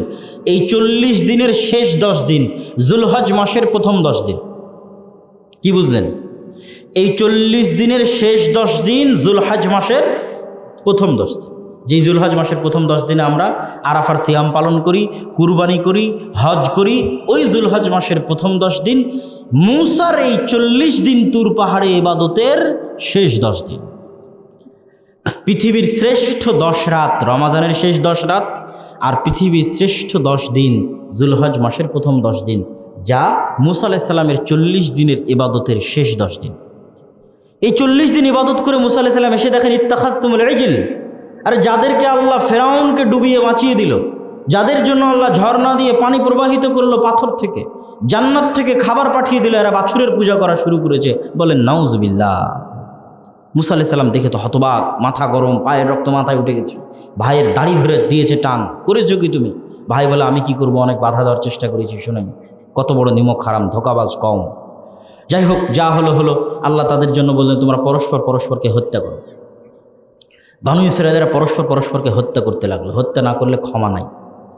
হত্যা করতে করতে কতজন যে মারা গেছে এক এক মুফাসসির এক এক বর্ণনা দিয়েছেন। তো মূসা আলাইহিস সালাতু ওয়াস সালাম এক পর্যায়ে আল্লাহর কাছে দোয়া করলেন, আল্লাহ এইভাবে বানু ইসরায়েল যদি একজন আরেকজনকে হত্যা করতে থাকে সব শেষ হয়ে যাবে, ক্ষমা করে দেন। একটা পর্যায়ে গিয়ে আল্লাহ ক্ষমা করে দিলেন। মূসা আলাইহিস সালামকে আল্লাহ তুর পাহাড়ে তাওরাত দিলেন। তাওরাত নিয়ে এসে বানু ইসরায়েলকে বললেন এই যে তাওরাত আল্লাহ দিয়েছে। তখন বানু ইসরায়েল বলল লান নুমিনা হাত্তা নারাল্লাহ জাহরাতান, এগুলো তাওরাত আমরা মানি না, যতক্ষণ তোমার আল্লাহকে না চোখে দেখবো ততক্ষণ মানবো না। বলেন নাউজুবিল্লাহ। এর চেয়ে বড় চোখে দেখার আর কি আছে যে তোমরা দেখলা ফেরাউন ডুবে গেল? এর চেয়ে বড় চোখে দেখার কি আছে যে তোমাদের চোখের সামনে পাথর থেকে পানি বের হচ্ছে, দেখতে পাচ্ছ? এখন প্রতিদিন জান্নাত থেকে খাবার আসছে, দেখতে পাচ্ছ? লজ্জা লাগে না এটা বলতে যে আল্লাহকে না দেখলে তাওরাতে ঈমান আনবো না? এগুলো সব কথা আল্লাহ কোরআনে বলেছে। বলতে বলতে এক পর্যায়ে তারা কি বলল? কোরআনে আল্লাহ বলছেন, লান নাসবিরা আলা তুআমিন ওয়াহিদ ফাদউ লানা রাব্বাক ইউমবিত লানা। হে মুসা, তোমার আল্লাহকে বলো প্রত্যেক দিন এক খাবার আমাদের ভালো লাগে না, এই প্রত্যেক দিন একই খাবার, মান্নার সালোয়া মান্নার সালোয়া মান্নার সালোয়া, মাশরুম আর কোয়েলের গোস্ত, মাশরুম আর কোয়েলের গোস্ত, এই এক খাবার আমাদের প্রত্যেক দিন ভালো লাগে না। তোমার আল্লাহকে বলো এই মরুভূমি থেকে, এই মরুভূমির মাটি থেকে তোমার আল্লাহকে বলো শসা, গাজর, পেঁয়াজ, রসুন, আদা, চাল, ডাল উৎপাদন করে দিতে। মুসা আলাইহিস সালাতু ওয়াস সালামকে আল্লাহ বললেন, শোনো, তুমি এদেরকে বলো যে এই মরুভূমি শেষ হলে উর্বর ভূমি আছে, তার নাম জেরুজালেম, আল আরজুল মুকাদ্দাসা আল্লাতী কাতাবাল্লাহু লাকুম, পবিত্র ভূমি। তোমাদের দরকার হয় তোমরা যুদ্ধ করে জেরুজালেম বিজয় করো, যা লাগাবা তাই আবাদ হবে। আল্লাহ আদেশ দিয়ে দিলেন যুদ্ধ করো। এরা তখন উত্তরে বলল, ইযহাব আনতা ওয়া রাব্বুকা ফাকাতিলা। মুসা, তুমি আর তোমার আল্লাহ গিয়ে যুদ্ধ করো। বলে নাউজুবিল্লাহ, তোমরা গিয়ে যুদ্ধ করে যুদ্ধ যেই দিন শেষ হয়ে যাবে সেই দিন আমাদেরকে বলিও, আমরা আসব। কি ভয়ঙ্কর ব্যবহার আল্লাহর সাথে! একদিকে আল্লাহর নিয়ামতগুলো দেখেন, আরেকদিকে এদের ব্যবহার দেখেন। এই ব্যবহারগুলোতে মুসা আলাইহিস সালামের মনটাই খারাপ হয়ে গেল। উনি বললেন, আল্লাহ, আমি আর এই জাতির দায়িত্ব পালন করতে পারবো না, আমি আমার আর আমার ভাই হারুনের দায়িত্ব পালন করতে পারবো, এদের বিষয়ে আপনি যা ইচ্ছা করেন। আল্লাহ আযাব নাজিল করলেন 40 বছরের, ইয়াতিহুনা ফিল আরদি 40 সানা, 40 বছরে মরুভূমিতে পাগলের মতো ঘুরপাক খেতে হবে। ঘুরপাক খেতে খেতে মুসা আলাইহিস সালাতু ওয়াস সালাম মারা গেলেন। নতুন নবী হলো ইউশা বিন নুন। ইউশা বিন নুন নতুন নবী হওয়ার পর 40 বছরের আযাব শেষ হওয়ার পর ইউশা বিন নুন বানু ইসরায়েলকে বলছে, আমরা যা ভুল করেছি, এবার চলো আল্লাহর আদেশ মেনে আমরা জেরুজালেম যুদ্ধ করে বিজয় করি। বানু ইসরায়েল বলল, ঠিক আছে, অনেক ভুল হয়েছে, আমরা যুদ্ধ করে জেরুজালেম বিজয় করি। বানু ইসরায়েল যুদ্ধ করতে গেল। যুদ্ধ করতে করতে করতে করতে এখন জয় হবে। যখন জয় হবে তখন শুক্রবার বিকেল। কখন বলেন তো? শুক্রবার বিকেল। ওই যে হাদিসে আছে শুক্রবারের দিন একটা সময় দোয়া কবুল হয়, তো অধিকাংশ মুহাদ্দিস বলেছে বিকেলে দোয়া কবুল হয়। কেন বলেছে বিকেলে, শুক্রবার বিকেলের কথা, সেটাই এখন আসতেছে এই ঘটনা। তো শুক্রবারের সূর্য ডুবে গেলে শনিবার শুরু হবে, ইয়াউমুস সাbt, শনিবার শুরু হলে ইহুদি ধর্ম অনুযায়ী যুদ্ধ নিষিদ্ধ, ইবাদতের দিন, যুদ্ধ বন্ধ। তাহলে যুদ্ধ চলতে চলতে যদি বন্ধ হয়ে যায়, তাহলে আবার যখন রবিবারের দিন যুদ্ধ শুরু হবে, এই রকম অবস্থায় আর ফিরে আসা যাবে কিনা তার গ্যারেন্টি নেই। তখন ইউশা বিন নুন আল্লাহর কাছে দোয়া করলেন, আল্লাহুম্মা হবিস হাদিহিশ শামসা আলাইনা, হে আল্লাহ, হে সূর্য, আনতা মা'মুরাতুন ওয়া আনা মা'মুরুন, হে সূর্য তুমি আল্লাহর আদেশে আদিষ্ট, আর আমি ইউশা বিন নুনও আল্লাহর আদেশে আদিষ্ট। হে আল্লাহ, আজকের জন্য এই সূর্যকে আপনি থামিয়ে দিন। আমাদের নবী মুহাম্মদ সাল্লাল্লাহু আলাইহি ওয়াসাল্লাম বলছেন, ইন্নাশ শামসা লাম তুহবাস আহালি আহাদিন, সূর্য আল্লাহ সৃষ্টি করার পর থেকে নিয়ে আজ পর্যন্ত কোনোদিন থামেনি, শুধুমাত্র একজনের জন্য আল্লাহ সূর্য থামিয়ে দিয়েছিলেন, সেটা হচ্ছে ইউশা বিন নুনের দোয়ার জন্য। বলেন আল্লাহু আকবার। ইউশা বিন নুন দোয়া করলো, আল্লাহ সূর্য থামিয়ে দিলেন। মুফাসসিরিন ইকরাম লিখেছে সূর্য 3 দিন পর্যন্ত থেমেছিল, কেউ লিখেছে 5 ঘন্টা, কেউ লিখেছে 6 ঘন্টা। যতক্ষণ হোক সূর্য থেমেছিল, আটকে ছিল, যতক্ষণ না তারা যুদ্ধ করে জেরুজালেম বিজয় করে। সূর্য যখন ওদের জেরুজালেম বিজয় করা শেষ, তখন সূর্য আবার চলা শুরু করলো। বুখারী থেকে সহি বিশুদ্ধ সূত্রে এবং কোরআনের মাধ্যমে সকলভাবে বিশুদ্ধ সূত্রে প্রমাণিত যে সূর্য ইউশা বিন নুনের দোয়ার কারণে শুক্রবার বিকেলে থেমে গেছিল, পৃথিবীর ইতিহাসে মাত্র একবার। তো এই বানু ইসরায়েলকে এত বড় দয়া, আবার আল্লাহ এত বড় দয়া করলেন, ওদের জেরুজালেম বিজয়ের জন্য সূর্য থামিয়ে দিলেন। এবার আল্লাহ ওদেরকে ছোট্ট একটা আদেশ করলেন, ছোট্ট আদেশ, এত বড় দয়ার পর ছোট্ট একটা আদেশ, দেখো তোমরা অনেক গুনাহ খাতা করেছো, তোমরা জেরুজালেম এত কিছু করার পর বিজয়ের সুযোগ দিচ্ছি, তোমরা জেরুজালেমে যখন ঢুকবা মাথা নত করে ঢুকবা, আর মুখে বলবা হিত্তাতুন, জিকির করবা। হিব্রু ভাষা হিত্তাতুন, যার বাংলা বা আরবি হচ্ছে আস্তাগফিরুল্লাহ। তো এই জেরুজালেমে ঢুকবা মাথা নত করে, আর মুখে বলবো আস্তাগফিরুল্লাহ। আল্লাহ নিজে কোরআনে বলছে যে বানু ইসরাইল আমার এই আদেশ মানেনি, বরং জেরুজালেমে ঢোকার সময় পিছন আগে দিয়েছে আর মুখে বলেছে হিনতাতুন, গমের দানা, গমের দানা, গমের দানা। বলে নাউজুবিল্লাহ। তাহলে বলেন কি অবস্থা, কি ধোঁকাবাজি, কি শঠতা, কি মুনাফিকি। এদের আরেকটা মুনাফিকি বলে এই আলোচনা, এদের আলোচনা শেষ করে দেব। বানু ইসরাইলের আলোচনা, দাউদ আলাইহিস সালাতু ওয়াস সালামের যুগ। দাউদ আলাইহিস সালাতু ওয়াস সালামের কণ্ঠ ছিল খুব সুললিত, সুন্দর। দাউদ আলাইহিস সালাতু ওয়াস সালাম শনিবারের দিন কোরআন পড়তেন, জাবুর পড়তেন। সব মাছ তার তেলাওয়াত শোনার জন্য নদীর ধারে এসে জমা হয়ে যেত। ওই মাছগুলোকে বানু ইসরাঈলেরা শিকার করতে ধরতো, ধরে বাজারে বিক্রি করে দিত। আল্লাহ বললেন, শনিবারের দিন যারা কোরআন শোনার জন্য আসে, যারা জাবুর শোনার জন্য আসে, এদেরকে তোমরা ধরিও না। বানু ইসরাঈল বলল, ঠিক আছে, ধরবো না। দিয়ে শনিবারের দিন করলো কি, ওরা ওই মাছগুলোকে বেড়া দিয়ে, বানা দিয়ে বেঁধে ঘিরে রেখে দিত, ধরতো না। দিয়ে অপেক্ষায় থাকতো কখন শনিবার শেষ হবে, রবিবার শুরু হবে। শনিবার শেষে যখন রবিবার শুরু হতো, ওই মাছগুলোকে এরা ধরে নিত। এদের এই মুনাফিকি আর ধোঁকাবাজি দেখে আল্লাহ এদেরকে বানর বানিয়ে দিলেন। কি বানিয়ে দিলেন? এই ঘটনাও আল্লাহ কোরআনে বর্ণনা করেছে যে আমি ওদেরকে বানর বানিয়ে দিচ্ছি। কিরাদাতান খানাসা।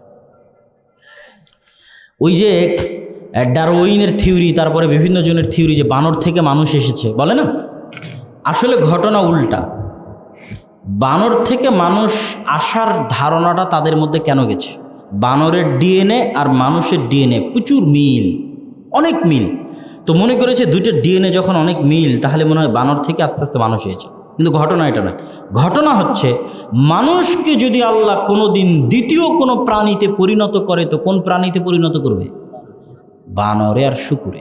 কেন? বানর আর শুকুরের ডিএনএর সাথে মানুষের ডিএনএর মিল।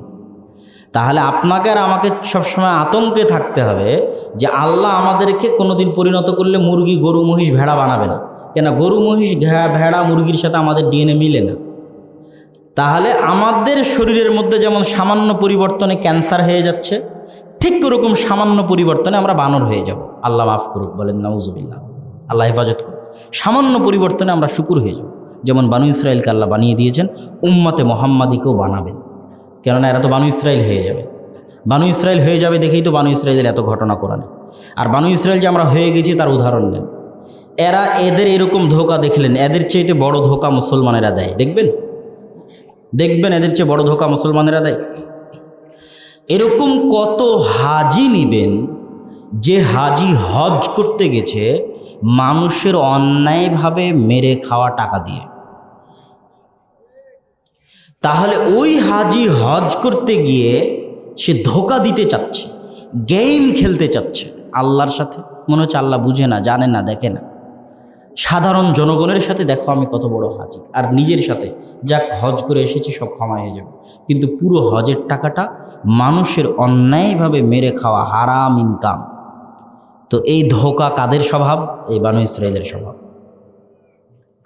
এদের হচ্ছে ধোঁকা, শঠতা, মুনাফিকি এদের স্বভাব, যা আমাদের মধ্যে রক্তে রক্তে প্রবেশ করে গেছে। যেটা আমাদের আজকের বক্তব্যের মূল পয়েন্টে চলে এসেছে, একদম মেইন পয়েন্টে, যে মুসলমানেরা আজকে অধপতিত কেন? এরা বানু ইসরাইল হয়ে গেছে। বানু ইসরাইল হয়ে গেছে কিভাবে? এখন মুসলমানেরা 99%, 95%, 90% হয় মিথ্যা কথা বলে, না হয় ধোঁকা দেয়, না হয় দুর্নীতি করে, না হয় আমানতের খেয়ানত করে, না হয় ন্যায়পরায়ণতার বিরোধিতা করে। ন্যায়পরায়ণতা কী জিনিস? এটাই হচ্ছে আমাদের আজকের আলোচনার মূল পয়েন্ট, যে এরা বানু ইসরাইলেরা ন্যায়পরায়ণতা রক্ষা করতে পারেনি, আর আমরাও ন্যায়পরায়ণতা রক্ষা করতে পারিনি। ন্যায়পরায়ণতা কী জিনিস? রাসূল সাল্লাল্লাহু আলাইহি ওয়াসাল্লাম হাদিসে বলছেন, সাবআতুন ইউদিল্লুহুমুল্লাহ ইয়াওমা লা দিল্লা ইল্লা দিল্লুহ। কিয়ামতের মাঠে যখন কোনো ছায়া থাকবে না, তখন 7 শ্রেণীর মানুষকে আল্লাহ সুবহানাহু ওয়া তাআলা তার আশ্রয় দিবেন। এই 7 শ্রেণীর 1 নাম্বারকে বলেন ইমামুন আদিল, ন্যায় বিচারক, শাসক। আমরা কিন্তু ফজিলত বর্ণনা করতে গিয়ে পরের 6টা নিয়ে ব্যস্ত হয়ে আছি। পরের 6টা অনেক সুন্দর, বলতে ভালো লাগে। শাবুন নাশা ফি ইবাদাতিল্লাহ, ওই যুবক যে আল্লাহর রাস্তায় ইবাদত করে। তারপরে যার অন্তর মসজিদের সাথে বাধা আছে, কলবুহু মুআল্লাক বিল মসজিদ, মসজিদের সাথে বাধা আছে। কিন্তু ন্যায়পরায়ণ শাসক কি? কেউ জানে না, কেউ বোঝে না, কেউ মানে না। ন্যায়পরায়ণ শাসক মানে শুধু ন্যায়পরায়ণ প্রধানমন্ত্রী নয়। ন্যায়পরায়ণ শাসক মানে ন্যায়পরায়ণ ওসি, ন্যায়পরায়ণ ডিসি, ন্যায়পরায়ণ এসপি, ন্যায়পরায়ণ বিচারক, ন্যায়পরায়ণ মাদ্রাসা কমিটির সভাপতি, ন্যায়পরায়ণ মাদ্রাসার প্রিন্সিপাল, ন্যায়পরায়ণ প্রধান শিক্ষক, ন্যায়পরায়ণ প্রধানমন্ত্রী, ন্যায়পরায়ণ মেম্বার, ন্যায়পরায়ণ মন্ত্রী, ন্যায়পরায়ণ চেয়ারম্যান। যে যেখানে দায়িত্বে আছে, ওর জন্য সবচেয়ে ভয়ঙ্কর পরীক্ষা হচ্ছে ন্যায়পরায়ণতা। আপনি বলবেন, কই আমি তো মন্ত্রীও নাই, এমপিও নাই, কিছুই নাই, তাহলে আমি কিসের ন্যায়পরায়ণতা দেখাবো? আপনি আছেন পরিবারের দায়িত্বে। তো পরিবারের দায়িত্বে আপনি ন্যায়পরায়ণ করেন, এটা আপনার জন্য সালাত, সিয়াম, হজ, জাকাতের চাইতে বড় পরীক্ষা। আপনি যে বানু ইসরাইল হয়ে গেছেন সেটা দেখাচ্ছে আপনাকে। ধরেন এখানে যতজন উপস্থিত আছেন তাদের কেউ যদি তার বোনকে তার বাপের সম্পত্তিতে ভাগ দিতে দেরি করেছেন, গড়িমসি করেছেন, এখনও দেননি, তার বোনকে বাপের সম্পত্তিতে ভাগ দিলেও খারাপটা দিয়েছেন, আপনারা ভাইয়েরা ভালোটা নিয়েছেন আর বোনকে খারাপটা দিয়েছেন, এরা সবগুলো হচ্ছে বানু ইসরাইল। কি বুঝলেন? মানে বানু ইসরাইলের মতো ধোঁকাবাজ, মিথ্যুক, শঠতা, হারামখোর, অন্যায়কারী এরা কেউ ন্যায়পরায়ণতার মাপকাঠিতে কিয়ামতের মাঠে আল্লাহর দরবারে টিকতে পারবে না। এরা যতই মুখে দাড়ি রাখুক, যতই মাথায় টুপি দিয়ে থাকুক, যতই হজ করে আসুক, যতই টাকনোর উপর প্যান্ট পরিধান করুক, এই দাড়ি দিয়ে ও ধোঁকা দিচ্ছে বানু ইসরাইলের মতো, এই মাথায় টুপি দিয়ে ও ধোঁকা দিচ্ছে বানু ইসরাইলের মতো, এই 5 ওয়াক্ত সালাত আর হজ দিয়ে ও ধোঁকা দিচ্ছে বানু ইসরাইলের মতো। এগুলো সবগুলোর মার্ক 0। যদিও আর বোনকে বাপের সম্পত্তিতে ভাগ দিতে ন্যায়পরায়ণতা রক্ষা করতে না পারে, তাহলে কিয়ামতের মাঠে তার তাহাজ্জুদ তাকে বাঁচাতে পারবে না যদি তার বোন তাকে ক্ষমা না করে। এর নাম ন্যায়পরায়ণতা, এর নাম হচ্ছে ন্যায়পরায়ণ শাসক। ন্যায়পরায়ণ শাসক মানে ন্যায়পরায়ণ পরিবারের দায়িত্বশীল। ন্যায়পরায়ণতা কত ভয়ঙ্কর জিনিস, কত ভয়ঙ্কর জিনিস ন্যায়পরায়ণতা। আপনাকে যদি আমি বুঝাতে না পারি তাহলে এটা আমার ব্যর্থতা। সেটা কি? আল্লাহ সুবহানাহু তাআলা তার রুবুবিয়ত, রব হওয়ার দাবিতে সবচেয়ে বড় জরুরি যে জিনিসটা নিজের জন্য ঘোষণা দিয়ে রেখেছেন ওপেন, সেটা হচ্ছে ইন্নী হাররামতুজ যুলমা আলাইয়া। দুনিয়ার মানুষ শুনে রাখো, আমি আল্লাহ রব হিসেবে ঘোষণা দিলাম, আমি আমার ওপর জুলুম করাকে হারাম করে নিয়েছি। আমি হচ্ছি ন্যায়পরায়ণ, আমি ন্যায়পরায়ণ। কেমন ন্যায়পরায়ণ? কত ভয়ঙ্কর ন্যায়পরায়ণ আমি আল্লাহ, কত ভয়ঙ্কর ন্যায়পরায়ণ। মানুষে মানুষে যা অন্যায় করেছে বহুদূরের কথা, জিনে জিনে যা অন্যায় করেছে বহুদূরের কথা। যদি গরুতে আর ছাগলেও পরস্পরে অন্যায় করে থাকে তাহলে ওই অন্যায় মিটিয়ে দেওয়া আমি আল্লাহ আমার দায়িত্ব। যদি না মিটিয়ে দিতে পারি তাহলে আমি রব হিসেবে মিথ্যুক, কোনো ভ্যালু নাই এমন রবের। বলেন নাউজুবিল্লাহ, কোনো ভ্যালু নাই। যেহেতু আমি রব, সেহেতু পৃথিবীতে মানুষ যদি তার পারিবারিক বিচারে, মানুষ যদি তার সামাজিক বিচারে, মানুষ যদি মেম্বার চেয়ারম্যানের দরবারে, মানুষ যদি জজ কোর্ট, হাইকোর্ট, সুপ্রিম কোর্টে তার ন্যায় বিচার না পায়, তাহলে আমি আল্লাহ তখনই রব যখন কিয়ামতের মাঠে ওর জন্য ন্যায় বিচার করে দিতে পারব। ওর জন্য অন্যায় করে তোমাকে জান্নাতে দিয়ে দিব, তাহলে হাররামতু যুলমা আলাইয়া, আমি তো জুলুম করলাম আমার বান্দার ওপর, যে বান্দা পুরো পৃথিবীতে ন্যায় বিচার পায়নি, পরিবারে পায়নি, সমাজে পায়নি, রাষ্ট্রে পায়নি। ওই বান্দা আজ কিয়ামতের মাঠে আমার দরবারেও যদি ন্যায় বিচার না পায় তাহলে আমি রব হওয়ার দাবিতে মিথ্যুক। অতএব ওই বান্দার ওপর জুলুম করে তোমাকে জান্নাতে দিতে পারবো না। এখন তুমি কত বড় নামাজি, কত বড় হাজি, কত বড় কাবা ঘরের কবরের মাটির নিচে তুমি কবর দিয়ে দিয়েছো, কি হাজের আসাদকে চুমু দিতে যে গোটাই খেয়ে নিয়েছো, সেটা দেখে আমার লাভ নেই। আমি ন্যায় বিচার করব, এটা হচ্ছে আমার ওয়াদা। এই জন্য সবগুলোর চাইতে সবচেয়ে বড় জটিল হচ্ছে ন্যায় বিচার, সবচেয়ে জটিল। এটাতে যদি ফেঁসে যান ফেঁসে যাবেন, আর উত্তরণের কোনো উপায় নাই। আর মুসলমানেরা আজকে ফেঁসে আছে হচ্ছে এটাতে। আমি যে বললাম যে মুসলমানেরা আজকে গোলাম কেন, এরা হচ্ছে বানু ইসরাইলের মতো মোনাফিক, মিথ্যুক হয়ে গেছে, ধোঁকাবাজ হয়ে গেছে। এই যে বেইলি রোডে যে বিল্ডিংটাতে আগুন লাগলো, আপনি আল্লাহর কসম করে যান, খোঁজেন, এই বিল্ডিংয়ের প্রত্যেকটা স্তরে অন্যায়পরায়ণতা আছে, ধোঁকা আছে, মিথ্যা আছে। কথা মনে হয় বুঝতে পারেননি। মানে এই বিল্ডিং যখন অনুমোদন হয়েছে তখনও ঘুষ দিয়ে হয়েছে, এই বিল্ডিংয়ের যখন ডিজাইন পাস হয়েছে তখনও ঘুষ দিয়ে হয়েছে, এই বিল্ডিং যে ইনকাম করে তৈরি করেছে ওই ইনকামটাও হয়তো হারাম টাকায় করেছে, নয় ব্যাংক থেকে লোন নিয়ে করেছে। অথচ এরা প্রত্যেকটা স্তরে দেখবেন সব মসজিদে যাচ্ছে, হাজি জাকাত দিচ্ছে, সবাই মাদ্রাসার কমিটির মধ্যে আছে, জালসার প্রধান অতিথিতে আছে, কে নাই? বাংলাদেশের একদম উপর লেভেল থেকে নিম্ন লেভেল পর্যন্ত সবাই হচ্ছে জালসা কমিটির মধ্যে আছে, মাদ্রাসা কমিটির মধ্যে আছে। কিন্তু এরা সবাই ধোঁকা দিয়ে, মিথ্যা বলে, দুর্নীতি করে ওই বিল্ডিংটা বানিয়েছে। ওই বিল্ডিংয়ের প্রত্যেকটা স্তরে ধোঁকা আছে, মিথ্যা আছে, অসততা আছে, অন্যায়পরায়ণতা আছে। আবার এরা দাবি করছে এরা মুসলমান। এরা তো বুঝেইনি ইসলাম কি জিনিস, ইসলামের মূল জিনিসটাই বুঝতে পারেনি। আল্লাহর কসম আমি নিজেও বুঝতে পারতাম না। আমি যদি ইউরোপ সফর না করতাম, ইংল্যান্ড সফর না করতাম, তাহলে আমিও এতদিন পর্যন্ত ধরতে পারিনি ইসলামের মূল জিনিস হচ্ছে ন্যায়পরায়ণতা। যে রাষ্ট্র তার নাগরিককে ন্যায়পরায়ণতা দিতে পারে না, ওটা ইসলামী রাষ্ট্র নয়, এটা ব্যর্থ রাষ্ট্র। আর আমরা আলেম ওলামারা আমরাও রাষ্ট্র পরিচালনার অযোগ্য। এই যে কতজন বিভিন্ন দলের রাজনৈতিক কর্মীরা আছে বলে যে ইসলামী খেলাফত কায়েম হয়ে যেতে হবে, এদেশের কোনো ইসলামী দল, কোনো ইসলামী সংগঠন, কোনো কারো যোগ্যতা নাই যে তারা এই রাষ্ট্র পরিচালনা করবে। কেন বললাম যোগ্যতা নাই? কারোর মধ্যে ন্যায়পরায়ণতা নাই। ইল্লা মান রাহিমা রাব্বি, যার উপর আল্লাহ দয়া করেছে সে বাদে। আপনি মসজিদে যান, মাদ্রাসায় যান, ইসলামী দলে যান, সংগঠনে যান, সব জায়গাতে সালাত আছে, সিয়াম আছে, হজ আছে, জাকাত আছে, কিন্তু কোথাও ন্যায়পরায়ণতা নাই, কোথাও সত্য নাই, কোথাও আমানতদারিতা নাই। তাহলে কি জন্য নাই বললাম? ইসলামী দলে যান, ওকেই পদ দিয়েছে যে বেশি চামচামি করতে পেরেছে, যোগ্যতার ভিত্তিতে ইসলামী দলের নেতা পদ দেয়নি। তাহলে ও কি রাষ্ট্র চালাবে ভাই?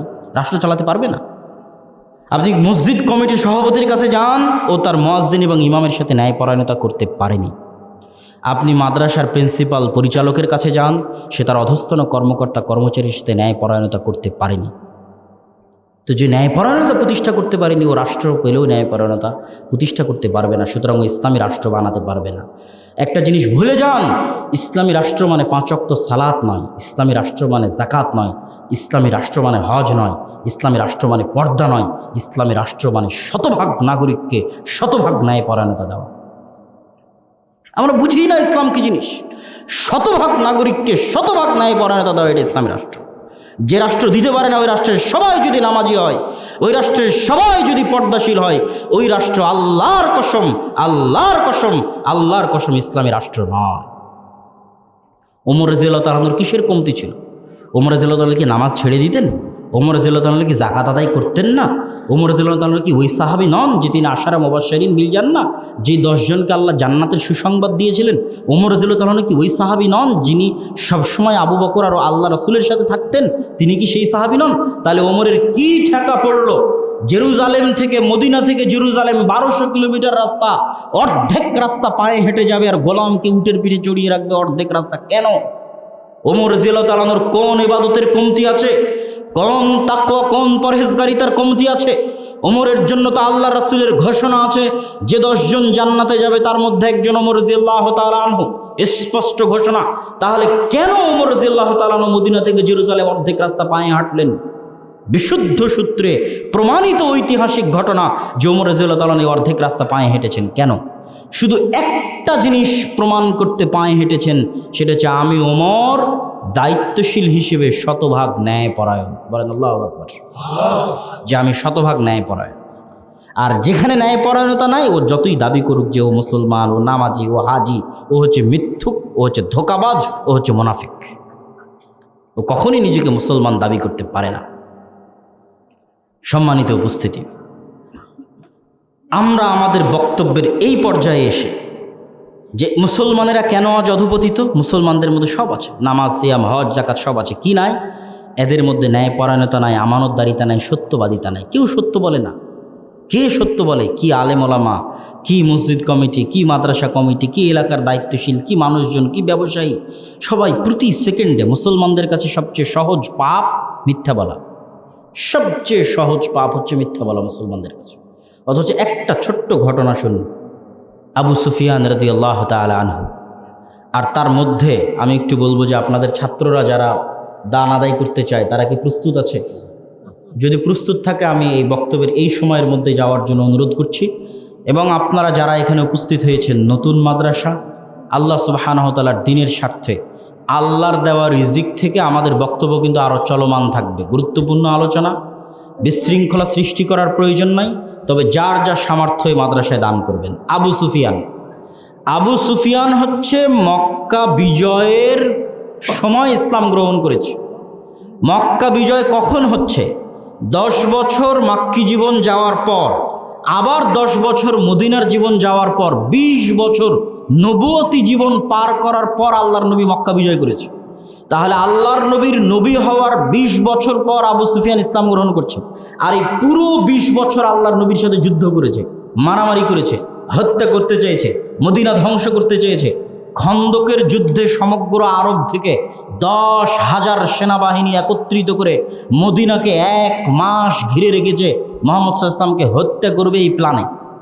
তো এই আবু সুফিয়ান রাদিয়াল্লাহু তাআলা আনহুকে রোমান সম্রাটের বাদশাহ হিরাক্লিয়াস জেরুজালেমে জিজ্ঞেস করছে, আবু সুফিয়ান বলো তুমি মুহাম্মদ সম্পর্কে কি জানো? তো আবু সুফিয়ান তার চিরন্তন শত্রু, যাকে হত্যা করতে পারলে বাঁচে, যার ইসলামকে ধ্বংস করতে পারলে বাঁচে, যার মদিনাকে মাটির সাথে মিশিয়ে দিতে পারলে বাঁচে, সেই মোহাম্মদ সম্পর্কে আবু সুফিয়ান একটা বর্ণ, একটা অক্ষর, একটা বাক্য মিথ্যা বলেনি। বুখারীর হাদিস ওহীর অধ্যায়ে আবু সুফিয়ান বলছে, আমি যদি মিথ্যা বলতে লজ্জা না পেতাম, আর কোনো দিন যদি মিথ্যা বলার প্রয়োজন মনে করতাম, তাহলে আজকেই সেই দিন, আজকে রোমান সম্রাট হিরাক্লিয়াসের দরবারে আমার চিরশত্রু মুহাম্মাদের নামে যদি মিথ্যা বলতে পারতাম, তাহলে আজকে খুব উপকার হতো। কিন্তু আমি আবু সুফিয়ান মিথ্যা বলতে লজ্জা পাই। মিথ্যা বলতে লজ্জা পেয়েছি। ওখানে কোনো রেকর্ডার নাই, কোনো লাইভ নাই, কিন্তু কাফেরদের সর্দার, মুশরিকদের সর্দার, কাফের মুশরিক অবস্থায় তার চিরশত্রুর বিরুদ্ধে মিথ্যা বলেনি। আর এখন আমাদের মুসলমানদের দেখেন, আপনি নিজেকে দেখেন, আমি নিজেকে দেখি, আমরা 24 ঘন্টা মিথ্যা বলছি। তাহলে আমরা কি বানু ইসরাইল নই? বলেন, কথা বলেন না কেন? আমরা কি এই যুগের বানু ইসরাইল নই? আমরা এই যুগের বানু ইসরাইল ভাই। কেননা মিথ্যা, ধোঁকা আমাদের রক্তের মধ্যে মিশে গেছে। অসততা, অন্যায় পরায়ণতা রক্তের মধ্যে মিশে গেছে। আমরা তো নামাজ পড়ছি ধোঁকা দেওয়ার জন্য, যে আল্লাহকে ধোঁকা দিব যেন আল্লাহ আমার এই অন্যায়গুলো ধরতে না পারে, মানুষকে ধোঁকা দিব যেন এই অন্যায়গুলো ধরতে না পারে। তা আমি তো বোনকে আমার সম্পত্তিতে ভাগ দিইনি, তা আমি তো ধোঁকাবাজ, মিথ্যুক। আল্লাহর সাথে ধোঁকা দিচ্ছে, মানুষের সাথে ধোঁকা দিচ্ছে, মিথ্যা বলছি। সম্মানিত উপস্থিতি, ন্যায়পরায়ণতা এবং সততা এবং আমানতদারিতা ইসলামের ওই গুরুত্বপূর্ণ বৈশিষ্ট্য যেটার উপর মুহাম্মদ সাল্লাল্লাহু আলাইহি ওয়াসাল্লামের জন্ম হয়েছে। মানে মুহাম্মদ সাল্লাল্লাহু আলাইহি ওয়াসাল্লাম জন্মগত সত্যবাদী, জন্মগত ন্যায়পরায়ণ, জন্মগত আমানতদার। ওহী তো এসেছে 40 বছর বয়সে। 40 বছর এখানে আছে নাকি? অনেক বড় হলে 40 বছর বয়স হয়। তাহলে এই দীর্ঘ 40 বছর যাবৎ মুহাম্মদ সাল্লাল্লাহু আলাইহি ওয়াসাল্লাম কোনোদিন মিথ্যা বলেননি, আমানতের খেয়ানত করেননি, ন্যায়পরায়ণতার বিরোধী কোনো কাজ করেননি। গোটা মক্কা, গোটা কুরাইশ জানত। তাহলে উনি শতভাগ ন্যায়পরায়ণ অবস্থায়, শতভাগ সত্যবাদী অবস্থায়, শতভাগ আমানতদার অবস্থায় সালাত করেছে। আর আমি শতভাগ মিথ্যুক অবস্থায়, শতভাগ ধোঁকাবাজ অবস্থায়, শতভাগ দুর্নীতি করা অবস্থায়, শতভাগ অন্যায় করা অবস্থায় আমি সালাত পড়েছি। ওই সালাতে পৃথিবী বিজয় হবে, আর এই সালাতে গোলামি হবে, গোলামি। এই সালাত কোশ্চিনকালও আপনাকে গোলামি থেকে মুক্তি দিতে পারবে না। আপনি কি মনে করেছেন মাত্র 40 বছরে ওমর, ওসমান, আলী, আবু বকর তারা অর্ধ পৃথিবী বিজয় করলো সালাত দিয়ে, অর্ধ পৃথিবী বিজয় করলো তাওহীদ দিয়ে? জি না। আপনি ইসলামের ইতিহাস পড়েন, মানুষ ওই সময় দলে দলে ইসলাম গ্রহণ করেছে। কেন? মানুষ তাওহীদ দেখে ইসলাম গ্রহণ করতে পারে বিচ্ছিন্নভাবে, সালাত দেখে ইসলাম গ্রহণ করতে পারে বিচ্ছিন্নভাবে, দলে দলে কোশ্চিনকালও করবে না। ভাই, একটা জিনিস, এই কথাটা খুবই গুরুত্বপূর্ণ, যে মানুষ ইসলামের তাওহীদ আর ঈমান দেখে ইসলাম গ্রহণ করতে পারে বিচ্ছিন্ন, এখনও করতেছে। আমাদের এই এত বক্তব্য, এত লাইভ, এত ক্যামেরা দিয়ে বিচ্ছিন্নভাবে মানুষ ইসলাম গ্রহণ করতেছে, কেউ দলে দলে করে না। আর ওই সময় দলে দলে, মানে একটা শহরে গেছে তো গোটা শহর মুসলমান হয়ে গেছে, একটা দেশে গেছে তো গোটা দেশ মুসলমান হয়ে গেছে। তাহলে এরকম দলে দলে, ক্যামেরা ছাড়া, মোবাইল ছাড়া, ইউটিউব ছাড়া, ফেসবুক ছাড়া দলে দলে মানুষ ইসলাম গ্রহণ করেছে কেন?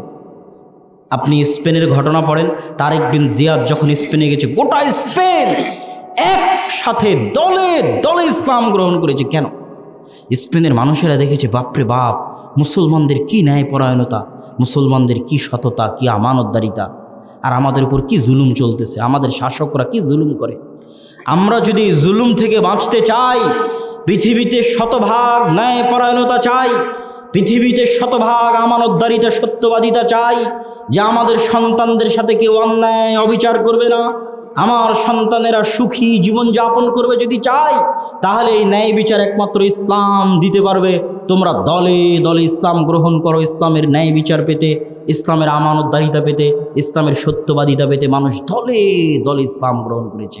আকীদা দেখে নয়, সালাত দেখে নয়।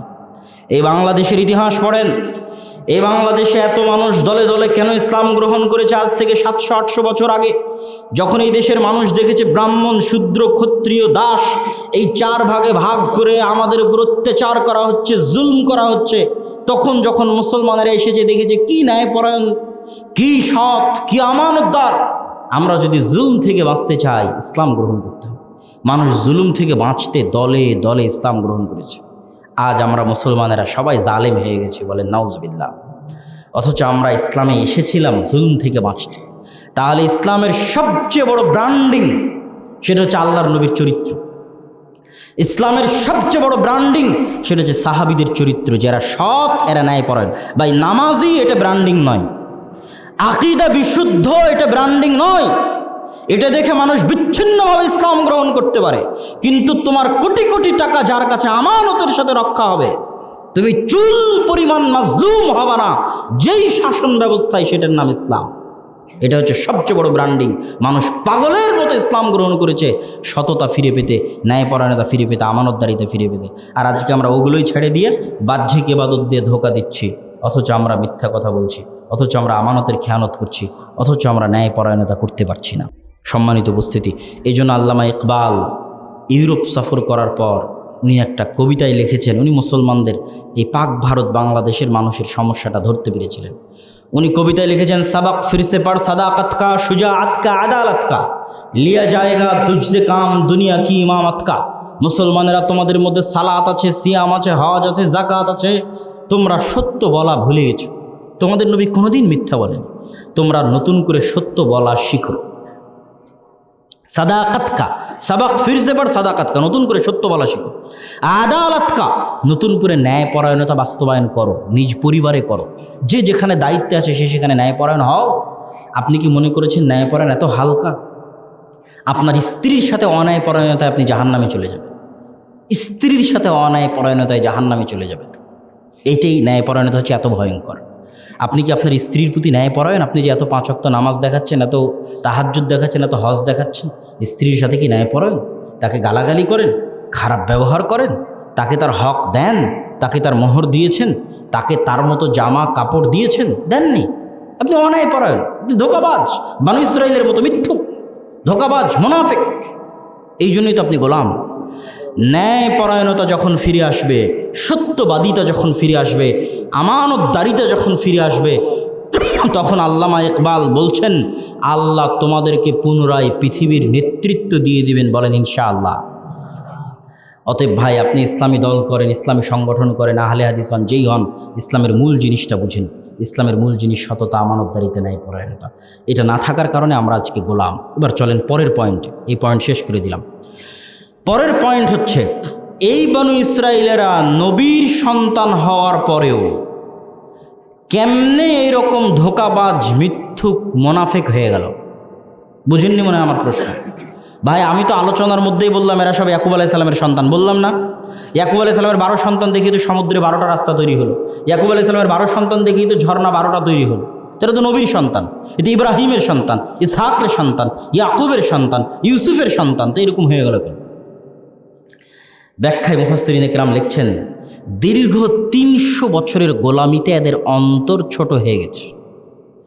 গোলামি করলে, মানে কারো গোলামি করলে আত্মমর্যাদা থাকে না, সেলফ রেসপেক্ট থাকে না, আত্মসম্মান থাকে না। তখন গোলামি থেকে পালিয়ে বাঁচতে মিথ্যা বলা শিখে যায়, গোলামি থেকে পালিয়ে বাঁচতে মুনাফিকি করা শিখে যায়, গোলামি থেকে পালিয়ে বাঁচতে ধোঁকা দেওয়া শিখে যায়। না হলে গোলামি থেকে পালিয়ে বাঁচা যায় না। মিথ্যা না বললে, ধোঁকা না দিলে গোলামি থেকে বাঁচা যায়। তো ওই যে 300 বছর গোলামি করেছে, করতে করতে এরা জন্মগত শিখে গেছে মিথ্যা বলা, ধোঁকা দেওয়া, মুনাফিকি করা। কেন? এদের কোনো সম্মান ছিল না। আর এই জন্য ইন্টারেস্টিং পয়েন্ট, এই জন্যই আল্লাহ মুসা আলাইহিস সালামকে বানু ইসরাইলদের মধ্যে বড় করেনি। মুসা আলাইহিস সালামকে নিয়ে গেছে ফেরাউনের বাড়িতে, যেন মুসা আলাইহিস সালাম তার জন্মগত আত্মসম্মান, আত্মমর্যাদার উপর বড় হন। উনিও যদি গোলাম হিসেবে পালিয়ে পালিয়ে বড় হতেন, তাহলে উনিও হয়তো মিথ্যা বলা শিখে যেতেন, ধোঁকা দেওয়া শিখে যেতেন, মুনাফিক হওয়া শিখে যেতেন। কিন্তু উনি রাজার বাড়িতে পূর্ণ সম্মান, পূর্ণ মর্যাদা নিয়ে বড় হয়েছেন। এই জন্য ওনার সততা, আমানতদারিতা তার জায়গায় বহাল ছিল। এই জন্যই যখন উনি ফেরাউনের বাড়ি থেকে বের হয়ে দেখছেন যে একদল ফেরাউনের লোক বানু ইসরাইলের লোককে মারছে, তখন মুসা আলাইহিস সালামও এক থাপ্পড় দিয়ে অন দ্য স্পট ওই ফেরাউনের লোককে হত্যা করে দিয়েছেন। এই এক থাপ্পড় দেওয়ার জন্য যেই জাজবা লাগে, এই জাজবা কখনো গোলামের মধ্যে আসতে পারে না। এই জন্য মুসা আলাইহিস সালামকে আল্লাহ স্বাধীনভাবে মানুষ করেছে। তাহলে 300-400 বছরের গোলামিতে এদের অন্তর হয়ে গেছে ছোট। না হলে কি বলতে পারে আল্লাহকে না দেখলে ঈমান আনবে না, তুমি আর তোমার আল্লাহ গিয়ে যুদ্ধ করো, অন্তর হয়ে গেছে ছোট। এবার আমরা মুসলমানেরাও সেম কারণে একই আমাদের বাপদাদাদের পিটিয়ে ব্রিটিশরা নীল চাষ করাতো, জমির মালিকানা পর্যন্ত ছিল না। আপনি সিএসএসএ পর্চা দেখেন, যেই জমিদারের নামে খাজনা দেওয়া হতো ওই জমিদারের নামে জমি ছিল। শেরে বাংলা একে ফজলুল হকের অখণ্ড বাংলার প্রথম প্রধানমন্ত্রী হওয়ার পর জমিদারি প্রথা বিলোপ করার পর আমরা জমির মালিকানা ফিরে পেয়েছি। তাহলে 300 বছর যে জাতি গোলামি করেছে ও মিথ্যা বলবেই ভাই, কেননা আদি গোলামি করতে করতে মিথ্যা বলা শিখে গেছে। মিথ্যা না বললে চাকরি নাই, ধোকা না দিলে চাকরি নাই। তো মিথ্যা, ধোকা, দুর্নীতি রক্তের মধ্যে মিশে গেছে গোলামি করতে করতে। এই জন্য 100 জনের 90 জন মিথ্যা বলে, ধোকা দেয়, দুর্নীতি করে, না হলে ইনকামই নাই। কিন্তু যারা গোলামি করেনি তারা কিন্তু মিথ্যা বলা শিখেনি, যারা গোলামি করেনি তারা দুর্নীতি করা শিখেনি, তারা অসৎ হয়নি। তারা কারা? তাদের একজনের উদাহরণ দেই, যেমন আফগানিস্তান। এরা কোশ্চিনকালেও গোলামি অ্যাকসেপ্টই করেনি, না ব্রিটিশদের, না রাশিয়ার, না আমেরিকার। গোলামি কবুল করেনি। তো গোলামি যখন কবুল করেনি তখন ওরা জন্মগত সততা, আমানতদারিতা, ন্যায়পরায়ণতার উপর প্রতিষ্ঠিত আছে। এই জন্য একজন পাঠানকে যদি আপনি গল্পের ছলেও বলেন, মজাক করেও বলেন যে কাল দুপুরে তোমার বাড়িতে আসবো, এমনি মজাক করে বলেছেন, আর দুপুরবেলা যদি ওর বাড়িতে না যান তাহলে আপনাকে গুলি করে উড়িয়ে দিবে, এরকম অসংখ্য নজির আছে। যে মুসলমান কথা দিয়ে কথা রাখে না, এটা হতে পারে? এটা কল্পনাও করতে পারে না পাঠান। যে জবান দিয়ে জবান রাখলো না, এটা পাঠান কল্পনাও করতে পারে না। কেন? কোনোদিন গোলামি করে ও, এগুলো চালাকি ধোকাবাজি বুঝে না। যে গোলামি করেছে ও গোলামি করতে করতে চালাকি ধোকাবাজি, মুনাফিকি, দুর্নীতি, মিথ্যা শিখে গেছে। যারা আমরা বাঙালিরা, ইন্ডিয়ানরা শিখে গেছি। সম্মানিত উপস্থিতি, অতএব আমাদের নাজাতের রাস্তা ওঠেই। তাহলে মুসলমানদের সামগ্রিক অধপতনের দ্বিতীয় কারণ এবার আসে।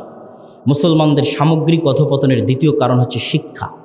1 নম্বর কারণ পার করে দিলাম, সততা, আমানতদারিতা, ন্যায়পরায়ণতা। দ্বিতীয় কারণ হচ্ছে শিক্ষা। শিক্ষা কি? পৃথিবীর একমাত্র শিক্ষিত জাতি ছিল মুসলমানেরা, একমাত্র শিক্ষিত জাতি। যখন কর্ডোভায় কয়েক লক্ষ কলেজ এবং লাইব্রেরি ছিল এবং বিশ্ববিদ্যালয় ছিল। কর্ডোভা হচ্ছে স্পেনের মুসলমানদের রাজধানী। কয়েক লক্ষ লাইব্রেরি এবং বিশ্ববিদ্যালয় ছিল। তখন লন্ডনে মানুষ ভালো মতো টয়লেট পায়খানা করাও জানতো না। কৃষক, অশিক্ষিত, মূর্খ ছিল ইউরোপেরা। ওরা তো ওখান থেকে স্পেনে এসে জ্ঞান অর্জন করে আজকে শিক্ষিত হয়েছে। কিন্তু আল্লাহর কি নিয়ম, আজকে সেই মুসলমানেরাই শিক্ষা থেকে হাজার হাজার মাইল দূরে, লক্ষ কোটি মাইল দূরে। কি দিনী শিক্ষা, কি দুনিয়াবি শিক্ষা, দুটাতেই। কি দিনী, কি দুনিয়াবি, দুটাতেই। আপনি ইউরোপ, আমেরিকায় যান, মুসলমানেরা কি করে দেখেন, মুসলমানদের শিক্ষাগত যোগ্যতা দেখেন। আপনি মধ্যপ্রাচ্যে যান, মুসলমানেরা কি করে দেখেন, মুসলমানদের শিক্ষাগত যোগ্যতা দেখেন। মধ্যপ্রাচ্য যতই উন্নত হোক, ওগুলোর ইঞ্জিনিয়ারিং করার ক্ষমতা ওদের নাই। সব চাইনিজ আর আমেরিকান আর ইউরোপিয়ান কোম্পানি দিয়ে বানিয়েছে।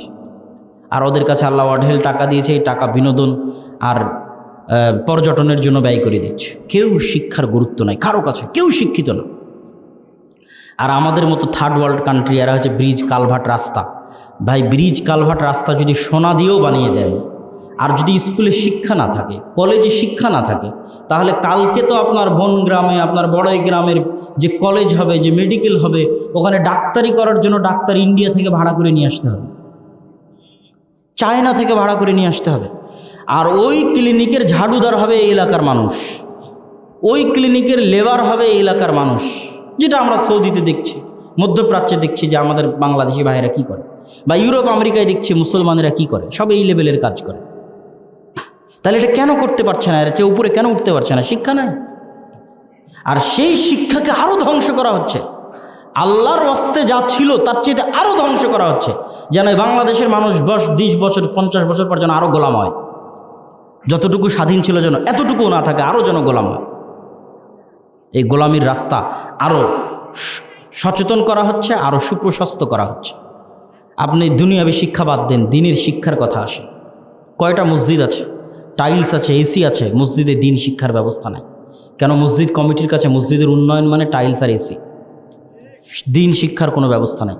তাহলে ওই মসজিদ যদি আপনি স্বর্ণ দিয়ে বানান আর ওই মসজিদের আশেপাশে সব মদখোর, গাঞ্জাখোর, জুয়াখোরে যদি পরিপূর্ণ হয়ে যায়, তাহলে স্বর্ণের মসজিদ ধুয়ে কি পানি খাবেন? আপনি কর্ডোভার মসজিদ দেখে আসেন। স্পেনের কর্ডোভার মসজিদে 70,000 মানুষ সালাত আদায় করতে পারবে। আমার জীবনের একটা ঐতিহাসিক, আমার কেন, যে কোনো মুসলমান তার জীবনের একটা ঐতিহাসিক ঘটনা হবে যদি সে স্পেনে গিয়ে কর্ডোভার মসজিদে প্রবেশ করে।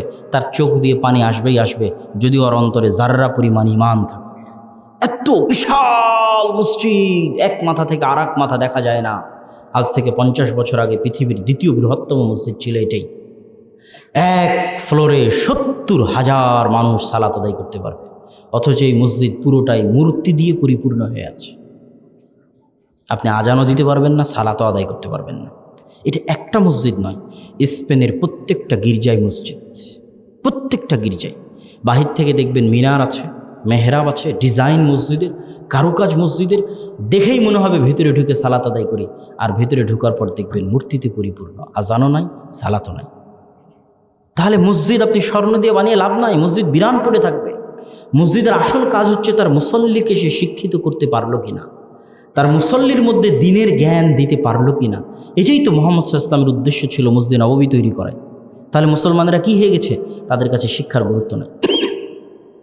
আপনি বলেন কয়টা খ্রিস্টান মিশনারি আর এই যে যারা ট্রান্সজেন্ডার বাংলাদেশে ছড়িয়ে দিচ্ছে, শিক্ষা ব্যবস্থা ধ্বংস করছে, ব্রাকের মতো প্রতিষ্ঠান, আরও এরকম প্রতিষ্ঠান, এরা কয়দিন এরকম জালসা করেছে আমাকে বলেন?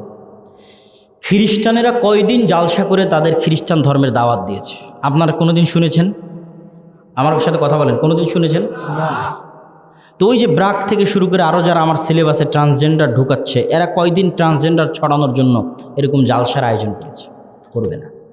কেন? ওরা জানে যে এটা পাগলামি, এগুলো পাগলামি করে টাকা নষ্ট করে লাভ নাই, এই টাকাটা নিয়ে যায় শিক্ষায় লাগাও। বুঝেননি মনে হয় আমার কথা? আর মুসলমানেরা পাগলেরা পড়ে থাক সারা শীতের সিজন জালসা করো, একদম ক্লিয়ার কথা। এই কথার মধ্যে কোনো কাটছাট নাই, কোনো লুকোচুপি নাই, যদিও আমিও জালসায় এসেছি। কিন্তু ওরা জানে যে এরা মুসলমানেরা পাগলেরা সারা শীতকাল জালসার সিজন করুক, আমরা শিক্ষাকে ধ্বংস করি, শিক্ষা ব্যবস্থা নিয়ে কাজ করি, স্কুল বানাই, এদের ছেলে মেয়েদের পড়াই, এদের সিলেবাস পরিবর্তন করি, ওরা যা পারে করুক, যত বড় জালসা পারে করুক, কোনো সমস্যা নেই। জালসা করে কী করবে? এদের ছেলে মেয়েদের এসে আমার স্কুলে পড়বে, কথা মনে হয় বুঝতে পারেননি। ওর ছেলে মেয়েদের এসে আমার ব্রাকি। তাহলে মুসলমানেরা হচ্ছে সম্পূর্ণ একদম ভ্যালুলেস একটা পাগলের মতো তাদের দিন যাপন করতেছে, শিক্ষা থেকে কোটি কোটি মাইল দূরে। কি মুসলমানদের সরকার, কি মুসলমানদের জনগণ, কি মুসলমানদের আলেম ওলামা, কি মুসলমানদের মাদ্রাসা মসজিদ, শিক্ষার গুরুত্ব নেই। কি মধ্যপ্রাচ্য আর কি তৃতীয় বিশ্বের কান্ট্রি। আর আজকের ইউরোপ, আজকের আমেরিকা পৃথিবী শাসন করছে শিক্ষা দিয়ে, জ্ঞান দিয়ে। আপনি ইহুদি পল্লীগুলোতে যায় দেখেন যে ইহুদি পল্লীর কয়টা ইহুদি কি করে, আর কয়টা ইহুদি শিক্ষিত আর কয়টা ইহুদি অশিক্ষিত, আর কয়টা ইহুদি মদ খায়, কয়টা ইহুদি জুয়া খেলে, আর কয়টা ইহুদি free fire, PUBG, video game ওদের ছেলে মেয়েরা খেলে। আমি কখনোই বলছি না যে ইহুদিরা ভালো, এ কথা কখনোই বলছি না, কিন্তু তাদের সাথে আমাদের তুলনা করলে দেখা যাবে যে তারা যেই পরিমাণ পরিশ্রম করছে সেই তুলনায় আমরা অধঃপতনের দিকে এগিয়ে যাচ্ছি। তারা যেই পরিমাণ পরিশ্রম করছে ক্ষমতার জন্য, তারা যেই পরিমাণ পরিশ্রম করছে টিকে থাকার জন্য, আমরা তার বিপরীত রাস্তায় হাঁটতেছি। আর এটাই ইহুদিদের স্ট্র্যাটেজি, যে ওরা চায় গোটা দুনিয়ার মানুষ পাগল হয়ে যাক। ওরা খ্রিস্টানদের পাগল বানিয়ে রেখেছে। খ্রিস্টানরা মদ খায় রাস্তায় পড়ে থাকে। আপনি ইউরোপের রাস্তায় হাঁটলে কতজনকে দেখবেন মদ খায় রাতের বেলা পড়ে আছে, আমি নিজে দেখেছি। ওরা কোনোদিন মদ খাবে না, ও মদের মধ্যে নাই। প্রত্যেকটা বাজারে বাজারে পাবস আছে জুয়া খেলার জন্য। খ্রিস্টানরা এরা জুয়া খেলে মরে যাক, মুসলমানেরা জুয়া খেলে পাগল হয়ে যাক, ওরা জুয়া খেলবে না, ও জুয়া খেলার মধ্যে নাই। এদের সন্তানেরা ভিডিও গেম খেলে, ক্রিকেট নিয়ে, ফুটবল নিয়ে, আর এই যে বিপিএল আর পিএসএল নিয়ে ধ্বংস হয়ে যাক, ওরা এগুলোর মধ্যে নেই। ওরা আছে জ্ঞান, বিজ্ঞান, পড়াশোনা। আর এই জিনিসগুলো একজনকে আপনি যত খাওয়াতে পারবেন তত গোলাম বানাতে পারবেন। গোলাম বানানো সহজ ভাই। আপনাকে আমি নেশাগ্রস্ত করতে পারলে আপনাকে গোলাম বানানো সহজ, আপনাকে অশিক্ষিত করতে পারলে আপনাকে গোলাম বানানো সহজ, আপনাকে video, free fire, PUBG, cricket, ফুটবলের নেশায় মত্ত রাখতে পারলে গোলাম বানানো সহজ। তো গোলাম হতে হতে আপনি গরু ছাগলের মতো হবেন, আর আমি আপনাকে গরু ছাগলের মতো জবাই করব। আপনি কিছুই করতে পারবেন না ভাই। কেননা শিক্ষা এবং জ্ঞান হচ্ছে আমার হাতে আছে। শিক্ষা জ্ঞানের ফজিলত বলতে গিয়ে আমি কোরআন হাদিস অনেক দিতে পারি, অসংখ্য পেশ করতে পারি, কিন্তু আমি তাদের সাথে তুলনামূলক পর্যালোচনা করতেছি এই কারণেই যেন আমরা বুঝতে পারি আরও শক্তভাবে, আরও ভালোভাবে, আরও কঠিনভাবে। তারা করতেছে এই জন্যই করতে হবে এটা নয়, কিন্তু আমার দিনটাই তো শিক্ষার দিন, জ্ঞানের দিন। আল্লাহ সুবহানাহু ওয়া তাআলা তার নিজের নাম কি রেখেছে? আলিম, মানে সকল, সবচেয়ে জ্ঞানী, সবার চেয়ে বড় জ্ঞানী। আল্লাহ বলছে আমি মানুষকে জ্ঞান দিয়েছি সামান্য পরিমাণ। মহাসমুদ্রের মধ্যে সূচ ডুবিয়ে তুললে যতটুকু পানি উঠবে, মানুষ সারা পৃথিবীর যত জ্ঞানী বিজ্ঞানী এদের কাছে যত জ্ঞান আছে আল্লাহর জ্ঞানের তুলনা হচ্ছে এরকম। ওই পানিটুকু হচ্ছে দুনিয়ার মানুষের জ্ঞান, বিশাল মহাসমুদ্র হচ্ছে আল্লাহর জ্ঞান। তো আল্লাহ কি এমনি রব হয়েছে? আল্লাহ জ্ঞানী দেখে আল্লাহ রব হয়েছে। বুঝেননি মনে হয় আমার কথা? মানে আল্লাহ জ্ঞানী দেখেই তো আল্লাহ রব, বুঝতে পারেননি? আল্লাহ ইবাদতের যোগ্য কেন ভাই? আল্লাহর রব, আল্লাহ জ্ঞানী, এই জন্য ইবাদতের যোগ্য। তাহলে যে জ্ঞানী হবে ও আল্লাহর মতো সম্মানী হবে। বুঝেননি মনে হয় আমার কথা? দুনিয়াতেও যে জ্ঞানী হবে ও কার মতো সম্মানিত হবে? আল্লাহর মতো সম্মানিত হবে। আল্লাহ সম্মানিত কেন? জ্ঞানী, মহাজ্ঞানী, এই জন্য তিনি ইবাদতের যোগ্য, এই জন্য তিনি রব। আর আমরা সব জাহেল হয়ে বলছি আমরা আমাদের সব কিছু হয়ে যাবে। জি না, আমার আল্লাহ তো জাহেল নয়, তাহলে আমি কেমনে জাহেল হয়ে বলবো যে আমি আল্লাহর দয়া পাবো, আল্লাহর রহমত পাবো? অসম্ভব। আমার আল্লাহ জ্ঞানী, আমাকেও জ্ঞানী হতে হবে। ওরা ওই জ্ঞানী হচ্ছে, আর আমরা হচ্ছে ওই মদ জুয়া এগুলো নিয়ে ব্যস্ত আছি। মসজিদ কমিটি টাইলস আর এসি নিয়ে ব্যস্ত আছে, আর দেশের সরকার রাস্তাঘাট ব্রিজ নিয়ে ব্যস্ত আছে, আর এইদিকে শিক্ষা ব্যবস্থা ধ্বংস হয়ে যাচ্ছে। জাহেল এবং মূর্খে দেশ পরিপূর্ণ হয়ে যাচ্ছে। আল্লাহ মুসলমানদের রক্ষা করুক, আল্লাহ আমিন। অতএব শিক্ষা নিয়ে কাজ করতে হবে।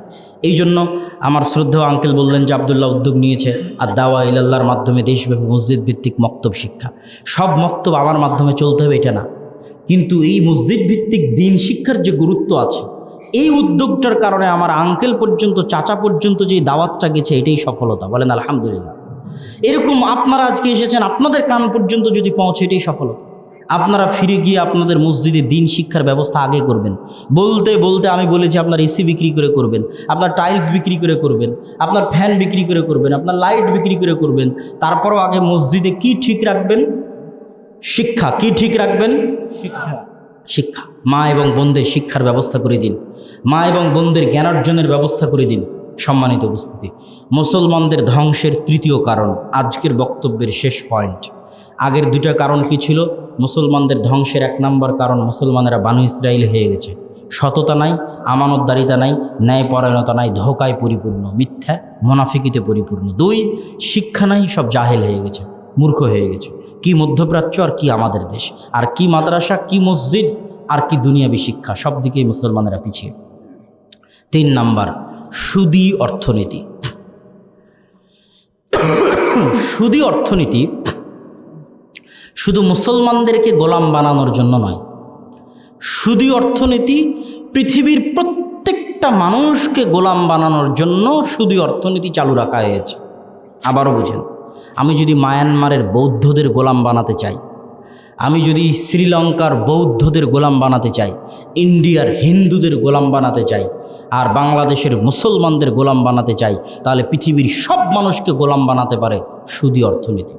এত ভয়ঙ্কর সুদী অর্থনীতি, মানুষের পায়ে গোলামির জিঞ্জির। এই যে আমি ইউরোপ আমেরিকার কত প্রশংসা করলাম না, যে এদের শিক্ষা ব্যবস্থা কত উন্নত, তারপরে এদের হচ্ছে ন্যূনতম ন্যায়পরায়ণতা এদের রাষ্ট্রে আছে, কিন্তু একটা দিয়ে এরা গোলাম বানিয়ে রেখেছে এদের জনগণকে। বুঝেননি মনে হয়? মানে ইউরোপ এবং আমেরিকাও তার জনগণকে পূর্ণ নাগরিক অধিকার দিয়েছে। যাও তোমাকে নাগরিক অধিকার দিয়ে দিলাম, যাও তোমাকে হচ্ছে পূর্ণ শিক্ষা দিয়ে দিলাম, ঠিক আছে। যে দুইটার পয়েন্ট আমাদের আগের আলোচনা ছিল, একটা দেয়নি যেটা দিয়ে ওরা ওদের নিজের জনগণকে গোলাম বানিয়ে রেখেছে। এটা সুদী অর্থনীতি।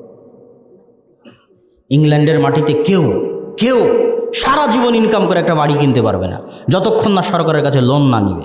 সুদ নিয়ে বেটা, সুদ নিয়ে গোলাম হ, তারপরে তোকে বাড়ি দেব। সুদের ভিত্তিতে লোন নে, লোন নিয়ে গোলাম হ, দেন তোকে বাড়ি দেব। কেউ শিক্ষা ও জ্ঞান অর্জন করতে পারবে না। এত পরিমাণ জ্ঞানের বিল, যকে আগে লোন নিতে হবে সরকারের কাছ থেকে। তোর ছেলে মেয়ের জন্য লোন নে, লোন নিয়ে ওকে পড়াশোনা করা। গাড়ি কিনবি, গাড়ি কিনতে পারবে না।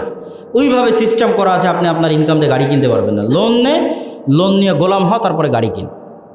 প্রত্যেকটা ধাপে লোনের সিস্টেম, সুদের সিস্টেম, কর্জের সিস্টেম। সুদ নিবি, গোলাম হবি, লোন নিবি, গোলাম হবি, তারপরে যা ইচ্ছা করবি। কেন গোলাম বাইন্ডিং হয়ে থাকে গেলেন, আর কিছু বলতে পারবেন না, মুখ দিয়ে না আর কিছু বলতে পারবেন না, কাজে আর কিছু করতে পারবেন। কেন গোলাম, লোন নিয়েছে। পৃথিবীর সব মানুষকে গোলাম বানাতে পারে সুদ। এই জন্য ইহুদি ধর্মে সুদ হারাম, কিন্তু এরা কত বড় নিমক হারাম, কত বড় ধোঁকাবাজ।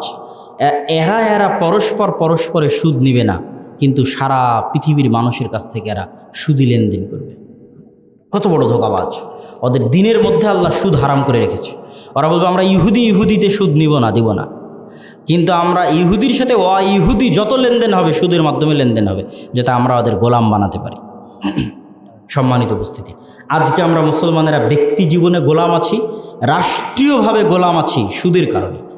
মানে আমার রাষ্ট্র এবং আমার রাষ্ট্রের রাষ্ট্রনেতা একটা গোলাম রাষ্ট্র, মানে বাংলাদেশ একটা গোলাম রাষ্ট্র, আর বাংলাদেশের প্রধানমন্ত্রী একজন গোলাম প্রধানমন্ত্রী। কেন? সুদের কারণ।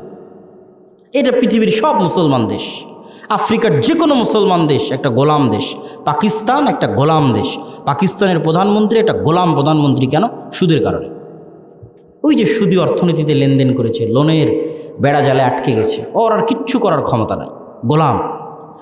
তো একটা রাষ্ট্রকে পর্যন্ত গোলাম বানিয়ে দিতে পারে সুদ। এরকম পৃথিবীর প্রত্যেকটা মুসলমান দেশ আর প্রত্যেকটা মুসলমান দেশের প্রধানমন্ত্রী, আমরা যে এত চিল্লাই মুসলমান দেশগুলো কিছু করে না কেন, অমুক করে না তমুক, সবগুলো যে গোলাম, সুদের কারণে গোলাম হয়ে আছে। সম্মানিত উপস্থিতি, বক্তব্য দীর্ঘায়িত করতে চাচ্ছি না। তাহলে ব্যক্তি জীবনে আমি আপনি গোলাম হয়ে আছি সুদের কারণে। দেখেন রাসূল সাল্লাল্লাহু আলাইহি সাল্লাম আপনাদেরকে একটা ছোট্ট মূলনীতি বলে যায়, কর্জে হাসানা নিতেও আল্লাহর নবী অনুৎসাহিত করেছে। বিপদে পড়ে খেতে পাচ্ছ না, মরে যাচ্ছ, অ্যাক্সিডেন্ট করেছ, টাকা নাই, ক্যান্সার হয়েছে, অপারেশন করতে হবে, টাকা নাই, তখন কর্জে হাসানা নাও। কিন্তু কর্জে হাসানা নিয়ে তুমি মোটর সাইকেল কিনবা, এটাও আল্লাহর নবী অনুৎসাহিত করেছে। কর্জে হাসানা নিয়ে এসি কিনবা, খবরদার। কর্জে হাসানা নিয়ে তুমি ফ্রিজ কিনবা, খবরদার। কর্জে হাসানা নিয়েও তুমি ফ্রিজ কিনিও না, কর্জে হাসানা নিয়েও তুমি এসি কিনিও না, কর্জে হাসানা নিয়েও তুমি মোটর সাইকেল কিনিও না। সেখানে সুদের লোনে কেমনে কিনেন? আমি যদি বুঝাতে না পারি, এটা আমার ব্যর্থতা। মানে আমার এই লজিক যদি আমি বুঝাতে না পারি, এটা ব্যর্থতা। কর্জে হাসানা তো হালাল, কর্জে হাসানা তো আল্লাহকে কর্জ দেওয়া। আল্লাহ বলছেন ওয়াকরিজুল্লাহ কারজান হাসানা, তোমরা আল্লাহকে কর্জ দাও কর্জে হাসানা। কর্জে হাসানা নেওয়া হালাল, কিন্তু তবুও আল্লাহর নবী কর্জে হাসানা আরাম আয়েশের জন্য নিতে অনুৎসাহিত করেছে। বিপদে পড়ে দিন চলে না, ঘর চলে না, বাড়ি চলে না, সংসার চলে না, মরে যাচ্ছে, তখন কর্জে হাসানা। কর্জে হাসানা নিয়েও তুমি এসি কিনিও না, খবরদার না। ওই কর্জ থেকে হাজার হাজার মাইল দূরে থাকো, ওটা গোলামি। আর সেখানে আমি তার বিপরীতে গিয়ে সুদে এসি নিচ্ছি, সুদে মোটর সাইকেল দিচ্ছি, সুদে বাড়ি বানাচ্ছি, তাহলে আমি আমার ছেলে মেয়ে গোলাম হবে না তো কারা গোলাম হবে পৃথিবীতে? আপনি আপনার স্বাধীনতা বিক্রি করে দিয়েছেন ওই দিন যেই দিন লোন নিয়েছেন। আপনি আপনার আত্মসম্মান বিক্রি করে দিয়েছেন ওই দিন যেই দিন লোন নিয়েছেন। আপনার আত্মমর্যাদা বিক্রি করে দিয়েছেন ওই দিন যেই দিন লোন নিয়েছেন। গোলাম দেশ, গোলাম দায়িত্বশীল, গোলাম জনগণ, গোলাম মুসলমান, 1 টাকাও যদি লোন নিয়ে থাকেন গোলাম হয়ে গেছেন ওই দিন। আত্মমর্যাদা, আত্মসম্মান বিক্রি করে দিয়েছেন। আপনাকে স্বাধীন রাখতে, যেন আপনি হক বলতে পারেন, হক খেতে পারেন, হকের জন্য জীবন দিতে পারেন, এই জন্য আপনাকে স্বাধীন রাখতে আল্লাহ বলেছে খবরদার তোমরা লোন নিও না। আল্লাহর নবী বলেছে লোন নিও না, সুদের মধ্যে যায় না, যেন স্বাধীনভাবে পৃথিবী থেকে বিদায় নিতে পারো, যেন হক বলার সুযোগ আসলে হক বলতে পারো, স্বাধীনভাবে হকের উপর মরতে পারো। কিন্তু মুসলমানেরা সব গোলাম হয়ে গেছে। এখন আপনি বলেন কতজন মুসলমান এই 3টা ক্যাটাগরিতে মুক্ত থাকবে? শিক্ষার ক্যাটাগরিতে কতজন শিক্ষার ক্যাটাগরিতে উঠতে পারবে? কতজন সুদের ক্যাটাগরি, লোনের ক্যাটাগরিতে টিকতে পারবে? কতজন ন্যায়পরায়ণতার ক্যাটাগরিতে টিকতে পারবে? তাহলে এই প্রত্যেকটা ক্যাটাগরিতে আমরা ব্যর্থ, মানে আমরা গোলাম আছি, গোলাম থাকবো। আর এই 3টা ক্যাটাগরি থেকে যেই দিন বের হয়ে আসবো, ইনশাআল্লাহ আমাদের গোলামির জাল বিচ্ছিন্ন হয়ে যাবে। আল্লাহ কবুল করুক, আল্লাহুম্মা আমিন।